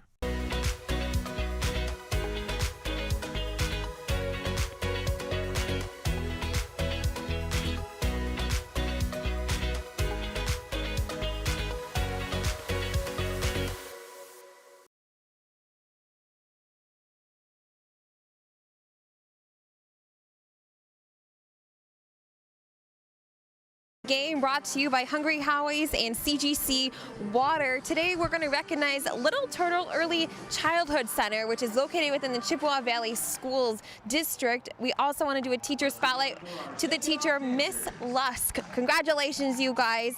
Keep up that reading and good luck as we all begin our new school year just within the next few weeks. So congratulations once again to Little Turtle Early Childhood Center. Congratulations, you guys. Jeremy and Dan, back to you. Thanks, Chelsea. Hoffman Dental pitching change here in the 5th inning. It's Raven Martin. Takes over on the bump for the Hoppers. Martin's a big key for this club going forward. He was pretty adept setup / closer type guy early in the year. He's struggled a little bit more lately, especially with his command. He has not been hit hard.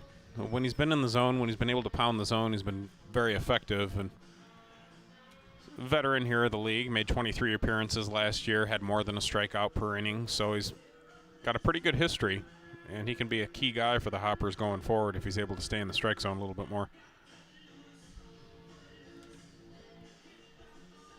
16 innings this year. 16 walks to 11 Ks. He's also hit 4 batters. So a walk rate of 8 and a strikeout rate of 6. Kind of the opposite direction you want to be trending with the pitcher, but they're hoping he figures things out. He'll have to go right through the heart of the order here. Yeah, into the bullpen, wham. It's Joey Weimer, Cameron Comer, and Ross Haffey. And only one lefty there.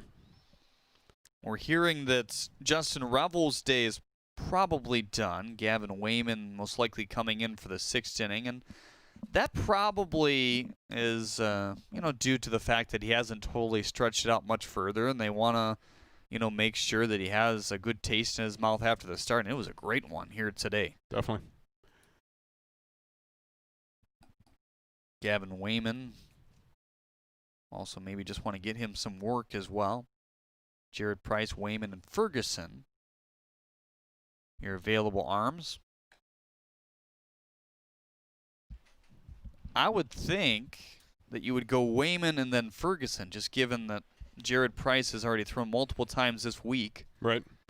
I think generally speaking, you would try to go to Price maybe, but you're right. I think Ferguson needs to work more, and he's a little fresher. Price has kind of evolved more into that closer role. It was Ferguson early on. Jack Ferguson had that 4-inning and 4-game streak where he had not given up a run coming out of the pen. Slicing fly ball for Miller. Easy out number 1 for Rabin Martin and company here. Well, feels like we're in the first couple weeks of the season. The explosion of runs. Yeah, right. First couple innings and then, pitcher's cruise. Right. No, but definitely. We talked about it at the top of the show in our open here in the USPBL network. These hitters have been seeing a lot more pitches, fouling off a lot more pitches. The ABs, in terms of how they grade out, have been much better.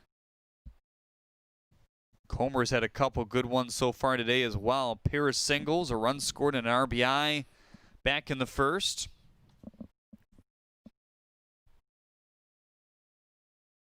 Here's the 1-0. Filters inside for a strike. That looked a little into me. I don't know. Martin fastball, changeup, curveball, slider. Changeup used very in just very few spots. Slider the most out of his off speed, 20%. It's also his best swing and miss pitch.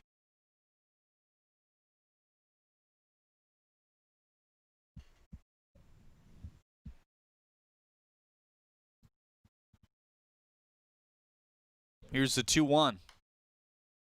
Fouled off at 89. Ross Haffey would be next. He's also reached twice today. There's Wayman.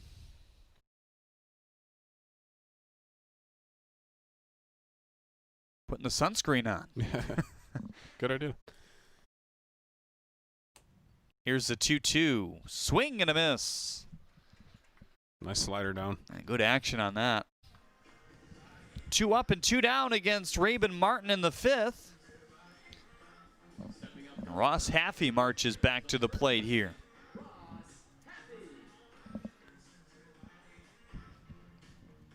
Nice compact swing for the 3-run home run into the Chevrolet Pavilion out in left field.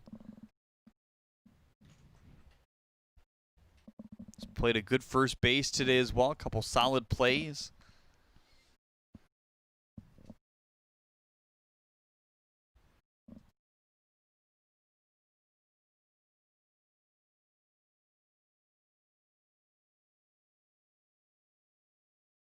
And who knows, maybe, you know, if this bat continues to perk up, maybe they just keep on playing him in the field, because that can do some good for some guys once in a while. I always liked it better personally when I was able to play in the field as opposed to DHing. It just keeps you more in the ball game. You don't dwell on your at-bats nearly as much. I mean, if you're a designated hitter and you go out there in the first inning and you strike out, you got to sit there and think about it for 45 minutes. Makes you feel kind of worthless. And there aren't necessarily cages here in the clubhouses, and really players aren't even encouraged to hang around in the clubhouse anymore given this year as well. Only cages here at Jimmy John's Field over the left center field wall, so it's not like they're necessarily running and, you know, taking some hacks in between ABs either. Right. This one sprayed to right. It's got some carry on it and sliced to the right field wall. It's McKinley. Wow. My goodness, he had to reach up and get that one. He almost muscled that out of here on a ball that was not very well hit, really. Only 83 miles an hour off the bat, but it carried 324 feet to right field. Still 5-4-1 Beavers. The Weingarts family is honored to be celebrating 75 years of helping families like yours with your lawn equipment needs. While the equipment has changed, our grandfather's founding values and commitment to quality still drive our business. We carry top brands like Exmark, Toro, Honda, Cub Cadet, and more. See the full lineup at Weingarts.com. Whether it's new equipment, parts, or service, we work to earn your trust in each of our 6 locations. From our family to yours, thank you for letting us serve you. Weingarts, everything from lawn to snow.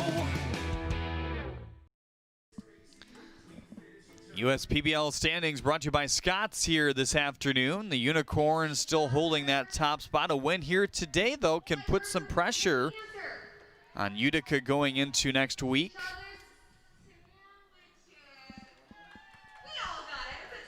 The Mammoths picking up their 5th victory last night.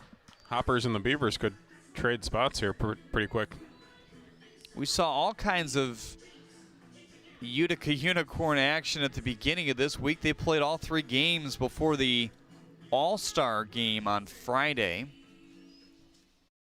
Next week will be a pretty busy week as well. They play Wednesday, Friday, Saturday. So a doubleheader Saturday as well. Hoffman Dental pitching change. Gavin Wayman taking over for Justin Revels. Revels had it going here tonight. Yeah, he sure did. He was excellent. I wouldn't have minded seeing him go a little bit longer just to see how much they could stretch him out. He certainly looked in control the whole ball game here, but Gavin Wayman needs some work. It's been a little while since we've seen him, and hopefully he can do the job here for the Beavers and get this thing to whoever's closing tonight. Could be Ferguson, could be Price. This is the first relief appearance this year for Gavin Wayman. 3 games, 3 starts so far. 7 walks to 11 strikeouts thus far. A 5.25 ERA.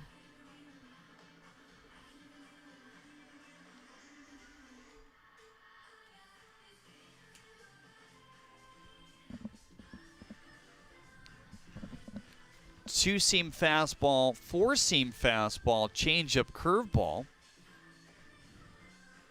Locating that fastball is very important for him. It's not the type of velocity that he's going to sneak by very many people. Just ranges, 85 to 87-ish. Uses the changeup and the curveball interchangeably. Gets a lot of swings and misses on his changeup. That's at 26%.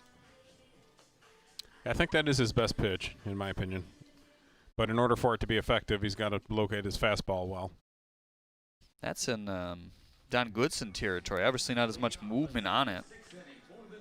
Goodson has a really good rate on that changeup.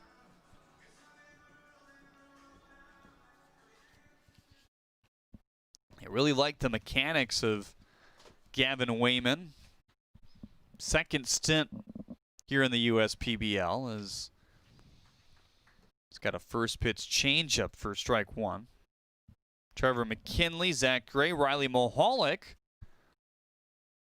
That look brought to you by Zach Hart Agency to begin the 6th inning. The Hoppers need runs. They're down 3. It's been that way ever since the first.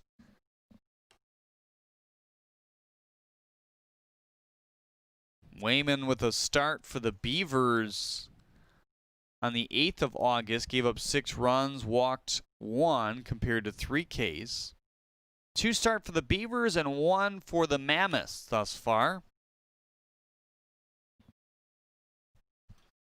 McKinley down in the count 0-2. He's 0 for 2 today as well. Strikeout and a ground out. Those ABs in the 1st and 3rd. He's not faced the Hoppers yet, I don't think, in those starts. Correct. Utica, Westside.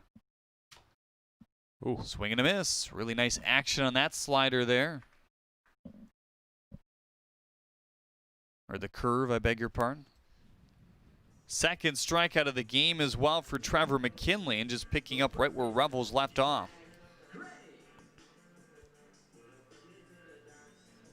Revels with 4 strikeouts. 2 1-2-3 innings, but it should have been 3. There was a ball lost in the sun back in the 3rd inning, and immediately he got another ground out. Didn't let it phase him at all. We're going to see another ground ball up the middle here from Gray? We just might. Same swing. The only thing that was different about his first one, and that was on a 1-1 count, his second one on an 0-1 count. And the first one was an RBI.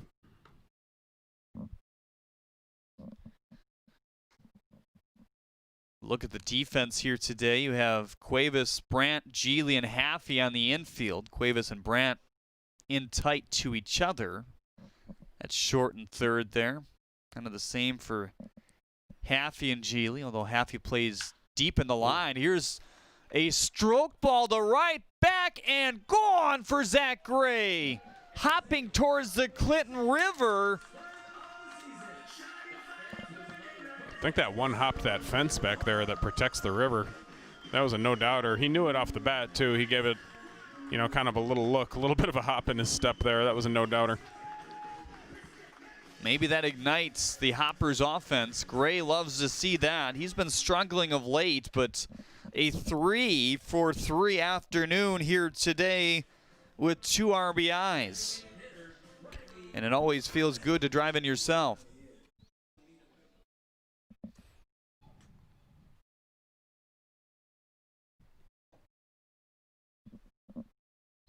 One and 0 on Riley Mahalik.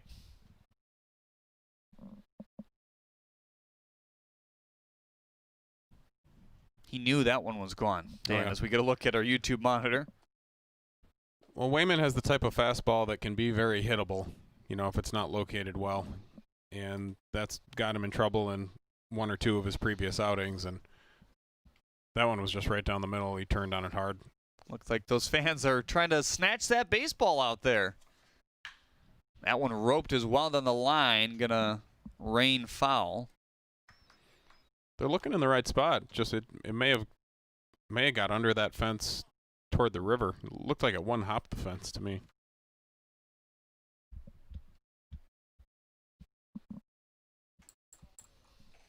That last foul ball off the bat at 95. 2s were wild on the spin rate. 2-2-2-2. As this one is a swing and a miss by Mahalik. So he gets good spin on the fastball. Just has trouble locating it sometimes.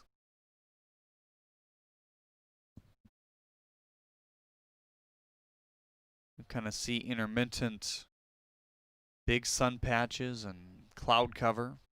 There are some big billowy clouds again over Jimmy John's Field here. It's been that way kind of all afternoon. It started very cloudy.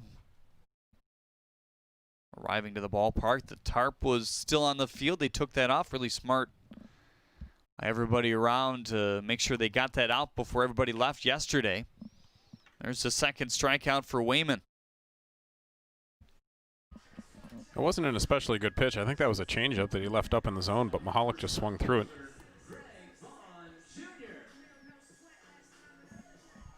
So Greg Vaughn Jr. represents the start of 6 through 9, and today they are stuck on just 1 hit. That was Anthony Maselli in the 4th. 1 for 8, including a double play.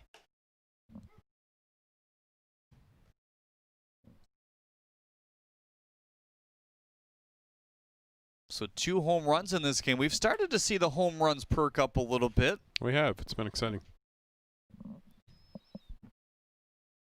Couple more power bats in the league from when we started, too, which helps.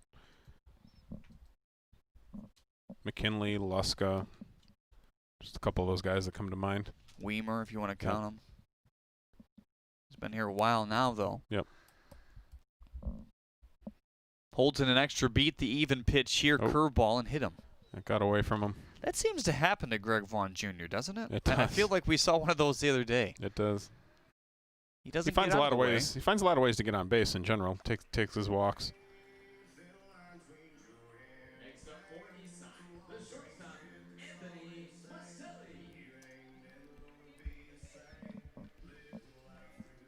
Anthony Maselli with a single back in the 4th inning.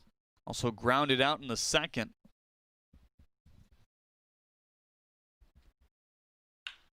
Rope that one to right and gets in front of Harris there, and going first to third is Greg Vaughn Jr. He's got the wheels to do that, certainly. Pretty nice job by Harris there to keep that in front of him. They have Finney, Grise, and Goulet available on the bench if they want to go to them here. Pontius swinging it better a little bit lately, so they stick with Jordan.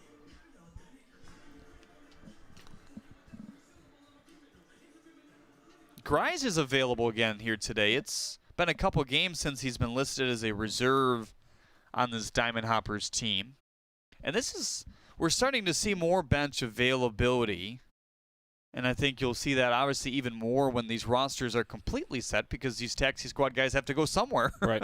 So more pen availability, more bench availability, and that matches more of the competitive nature of what the last weekend, or the last month, I should say, of the season will be leading into playoffs. For me, I would look at Finney in this spot, I think. I mean, this is a pretty important spot here. He's swung the bat better lately. Tap back to Wayman. It's low, but a great pick by Ross Haffey over there. There's Haffey again. So Wayman faces 6 batters here in the 6th. A big home run by Zach Gray to put the Hoppers within 2 here on the USPBL network. All the opportunities I've been given, I would not have been able to get at bigger universities. Here, the professor cares about your success and is willing to work for it with you. So much preparation for the future. I couldn't imagine being anywhere else. Detroit Mercy. Build a boundless future. Upcoming games brought to you by Motor City Casino Hotel. Wednesday, back at you here on the USPBL network at 7:05. Pregame at 6:50. It's the Mammoths and the Unicorns. Beavers and the Hoppers, and then the Hoppers and the Unicorns on Friday. So Wednesday through Sunday with a doubleheader on Saturday. I know Dan York will be in for a couple games for me next week on Friday and Saturday. Appreciate you watching all week long. Some good numbers pretty much all week on our streams. Austin Shoemaker, Romero Harris, and Cesar Cuevas will bat here in the 6th inning against Rabin Martin. His 2nd inning of work. First was snappy, Dan. It was. That's the best outing well, the outing's not over, of course, but I'd say it was the cleanest inning we've seen out of him in a while. Certainly better command. Fastball velocity was a little bit up, too. He got it more to the 87, 89 type range, and the last couple outings he was more 85, 87-ish. See how he does in the second inning here. So will Detroit's losing streak to Cleveland end today? They've had a better start. It's 3-3. Scored 3 runs in the bottom of the 3rd inning as they bat in the bottom of the 4th currently. I hate to say it, but I think Detroit has a chance to hit the skids for a little bit. Losing Crone to that injury was I think a big blow. And if they don't have to hit the skids, they could bring up some of the good young pitching that's on the taxi squad there. I'm just not sure if that's in the cards for them from a economic standpoint, you know, as far as starting the arbitration clock on some of those guys, things like that. But if they're not going to go to those guys for depth, then could be a little bit of trouble here. Just looking at the box score, Michael Fulmer again, the opener here today. They're going to keep him in that role, it sounds like, all season long. Not great. 2 2/3 innings, 5 hits, 3 runs, 3 earned, 2 walks, 2 Ks, and 2 home runs given up. Just another one of those guys that you look at what he could have brought back in a trade at one time, and it has you kicking yourself maybe. Plutko, pretty decent pitcher for Cleveland as well. Comes in with a 3.95 ERA. Hit around, and he's already out of the game. Wow. Tyler Alexander with an inning and a 1/3, no-hit ball and a strikeout. 1-1 is fouled off, so stick it right here on the USPBL network. Right.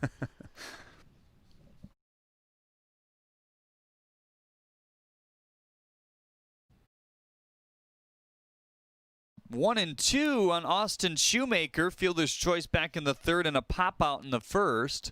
4-2 Beavers. Fly ball to right. Has a chance to hook its way down, but it's going to reach one of those bullpens in the umbrellas. Fairly well hit, but it was also a well-located ball by Martin. It was going to be a tough ball to keep fair. There's Price. Yep, I guess he's going to close. He's had a fair amount of action lately, that's for sure. Shoemaker just getting a piece of that. Pitched in the All-Star game as well to Jared Price.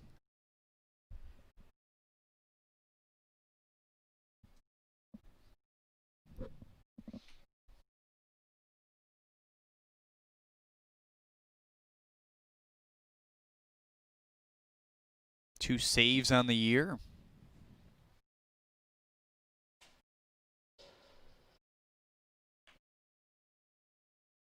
This week he has pitched Thursday, Friday, now potentially Sunday here.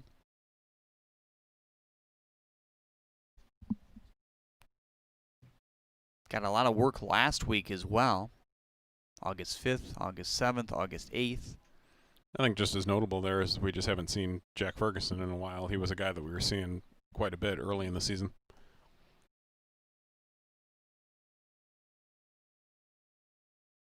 Kind of just one bad outing for Jack Ferguson mixed in between some good ones. 2-2, check to swing. Did he or did he not? Nobody knows. You're going to ask? And he did. They're going to tag Shoemaker to complete the out. That's the second K for Rabin Martin here. He's locating a slider well down in the zone today. It's a big key for him.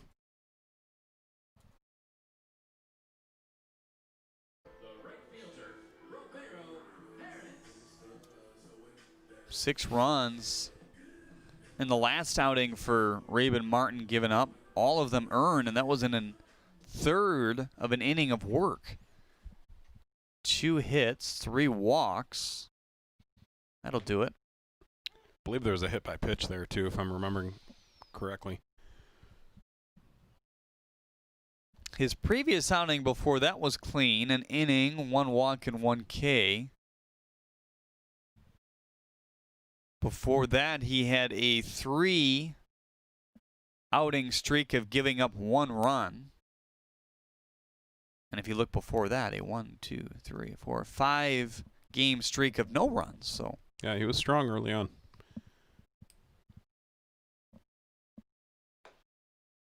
Harris looks at strike 2. Romero still trying to turn it around. Had a walk back in the first inning. 3 for his last 28 in the last 11 games. Dipped down to the 7 spot here lately for Vaughn Joshua. Maselli. And we've got 2 down here in the 6th.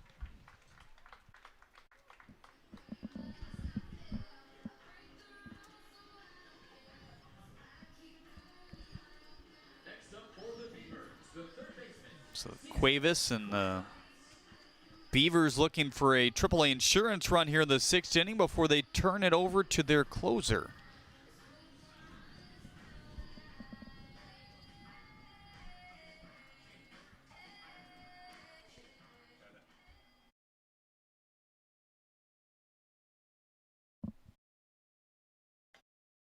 I look forward to taking a walk later. Feels like one of those nice days. Did you take your jog yet? I did not yet today. It was during the time I normally would. It was pouring, so maybe later.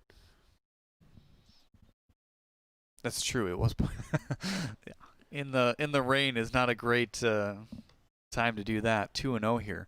I got the sudden rush of excitement sometimes on my walk the last week or so because I live close to Churchill, and I often kind of zoom by there to, get the laps in or whatever. But, the guy's practicing high school football, and it's like, is this going to happen? Right. Back of my head saying, I don't think it's going to happen, but right. Holding out hope. I didn't envy the position that they were in there for a while where they were That's tough. Doing 2-a-days and really not knowing. It's hard enough to do 2-a-days when you're excited. Yeah, and it's unsettling almost as a coach to see your guys work so hard and in the back of your mind think, is this season even going to kick off? 3-0 is in for strike 1. I saw a point of one coach locally, Joe Druin over at Grosse Pointe North.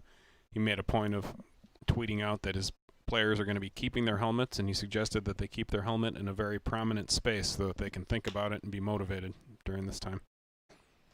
Maselli out 2 and out 3 here in the 6th inning. And the Beavers will stick with a 2-run lead as we head to the 7th with their closer coming out. Now time for your Metro Detroit Chevy Dealers race. Those Motor City wheels are messing around, waiting to get the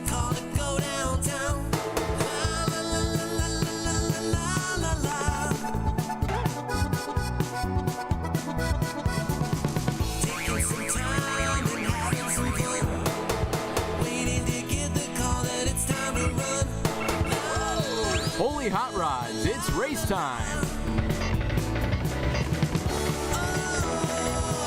Chevy Detroit wheels, start your engines. Well, who you got here today? PD Pickup's a mutter. I'm going to go with PD Pickup. It rained a lot today. And they're taking a little bit different path. PD Pickup trading paint here with Bella Air. Yeah, he's in there. He's in the mix.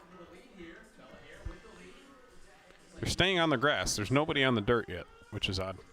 That's been almost the strategy of the last few days. PD Pickup nearly causes a spin out there from Bella Air. Oh, Shelly. Is that Shelly picking it up a little bit? Yeah. Well, Cam Arrow's got a pretty good lead now. Yeah, this is going to match the Hoppers here as he goes down the first base line, showboats a little bit, and your Metro Detroit Chevy dealers race is complete here this afternoon. Should have bet Petey to show. Hoffman Dental pitching change here in the 7th. It's Jared Price. Down to Chelsea Estes now. All right, everyone, I am here with the Metro Detroit Chevy Dealers fan of the game. I met this fan earlier today. Her name is Olivia. Now, Olivia, you're here with your friends and your family. What's been your favorite part about coming to the ballpark here today? It's like when I get to go out on the field. Yeah, she got to come out on the field with me, and we got to finish the lyric to a song. It was so much fun. Now, everyone, Olivia, show everyone your really cool hat you get to take home. Let's flip it around. There it is. She's the best Metro Detroit Chevy Dealers fan of the game. Olivia, great job. Guys, back to you. Thanks, Chelsea. Congrats to Olivia here today.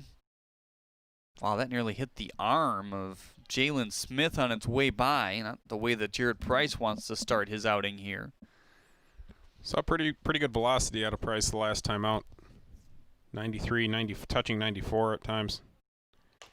172 ERA through nearly 16 innings of work. 8 walks to 18 strikeouts. Fastball, slider, changeup, curveball. 1-1, whittled to Geely. One of the most sure-handed second basemen you'll see makes the play for out number 1. So Revels, then Gavin Wayman and Jared Price. Wayman gave up the solo shot to Zach Gray in the 6th. That's why it's 4-2 now.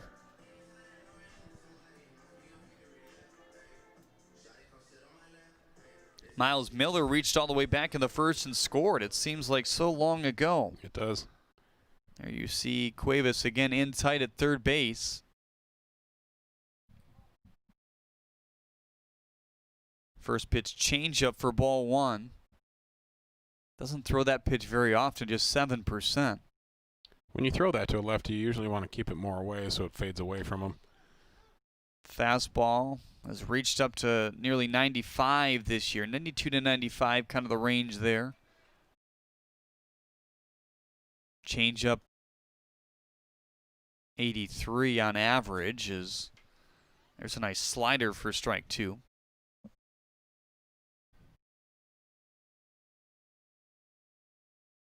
Cuevas relaxing at third base, back a little bit more behind the bag. Price locked in. 2-strike delivery at 92, high and away.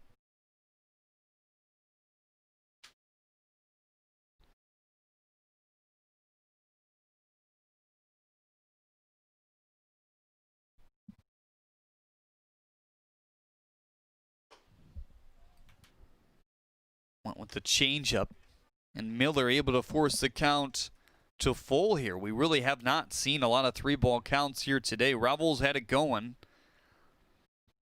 He coached just 3 3-ball counts, sprinkled across his 5 innings of work. Try to fight that one off inside. No luck, though, as Price gets a K. 2 up and 2 down.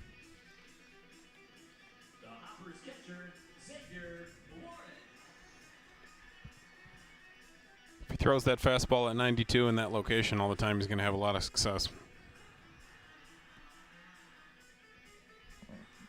Xavier Warren, the last chance. reach back in the third inning when it looked like a 1-2-3 for Rebels on the pop-up, but Cuevas lost that one in the sun. 92 and Byam. Same spot. He's commanding that side of the plate right now.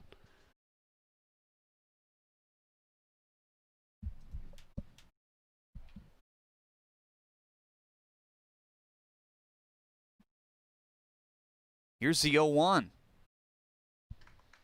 Slider in for strike two. One strike away from sealing a victory in his third save of the year.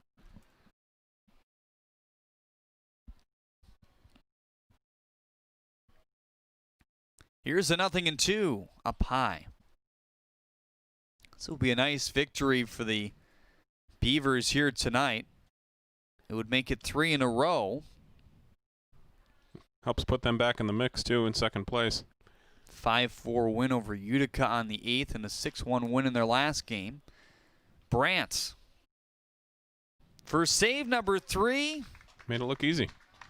And another win for the Beavers here today. They stamp a 3-game winning streak, and they'll wait until Thursday to play again. But an overall nice team win here today. The Bats got going in the first inning, and that's all they really needed. It was the big swing of the bat by Ross Haffey, the home run derby champion on Friday. Hit 45 there and hit a big 3-run jack to left to put him up 4-1 at that point. I enjoy this foot shake that the Beavers tend to do. I don't know if they have an official name for that. Maybe we can find that out. Might have to patent it. That's pretty good. Relievers pretty solid here today. Rabin Martin doing a nice job at the back end for the Hoppers to keep this game close in the hold, but Jared Price able to shut the door here in the 7th and seal a 4-2 victory. We'll have our player of the game from the United Shore Media Desk when we get back.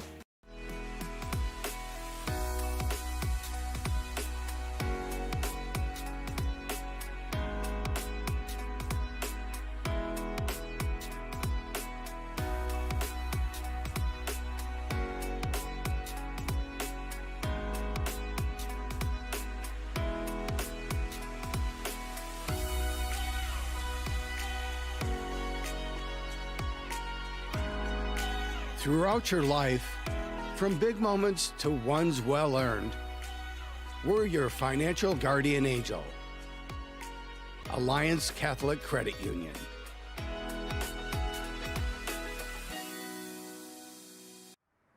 Can you feel that? Something's changing. A shift from a focus on me to something bigger. Because while it's perfectly fair to ask, what's in it for me? Finding the answer comes from asking, what's in it for we? At TCF Bank, our purpose lies in answering that question, in giving every me the financial strength to make us all a stronger we.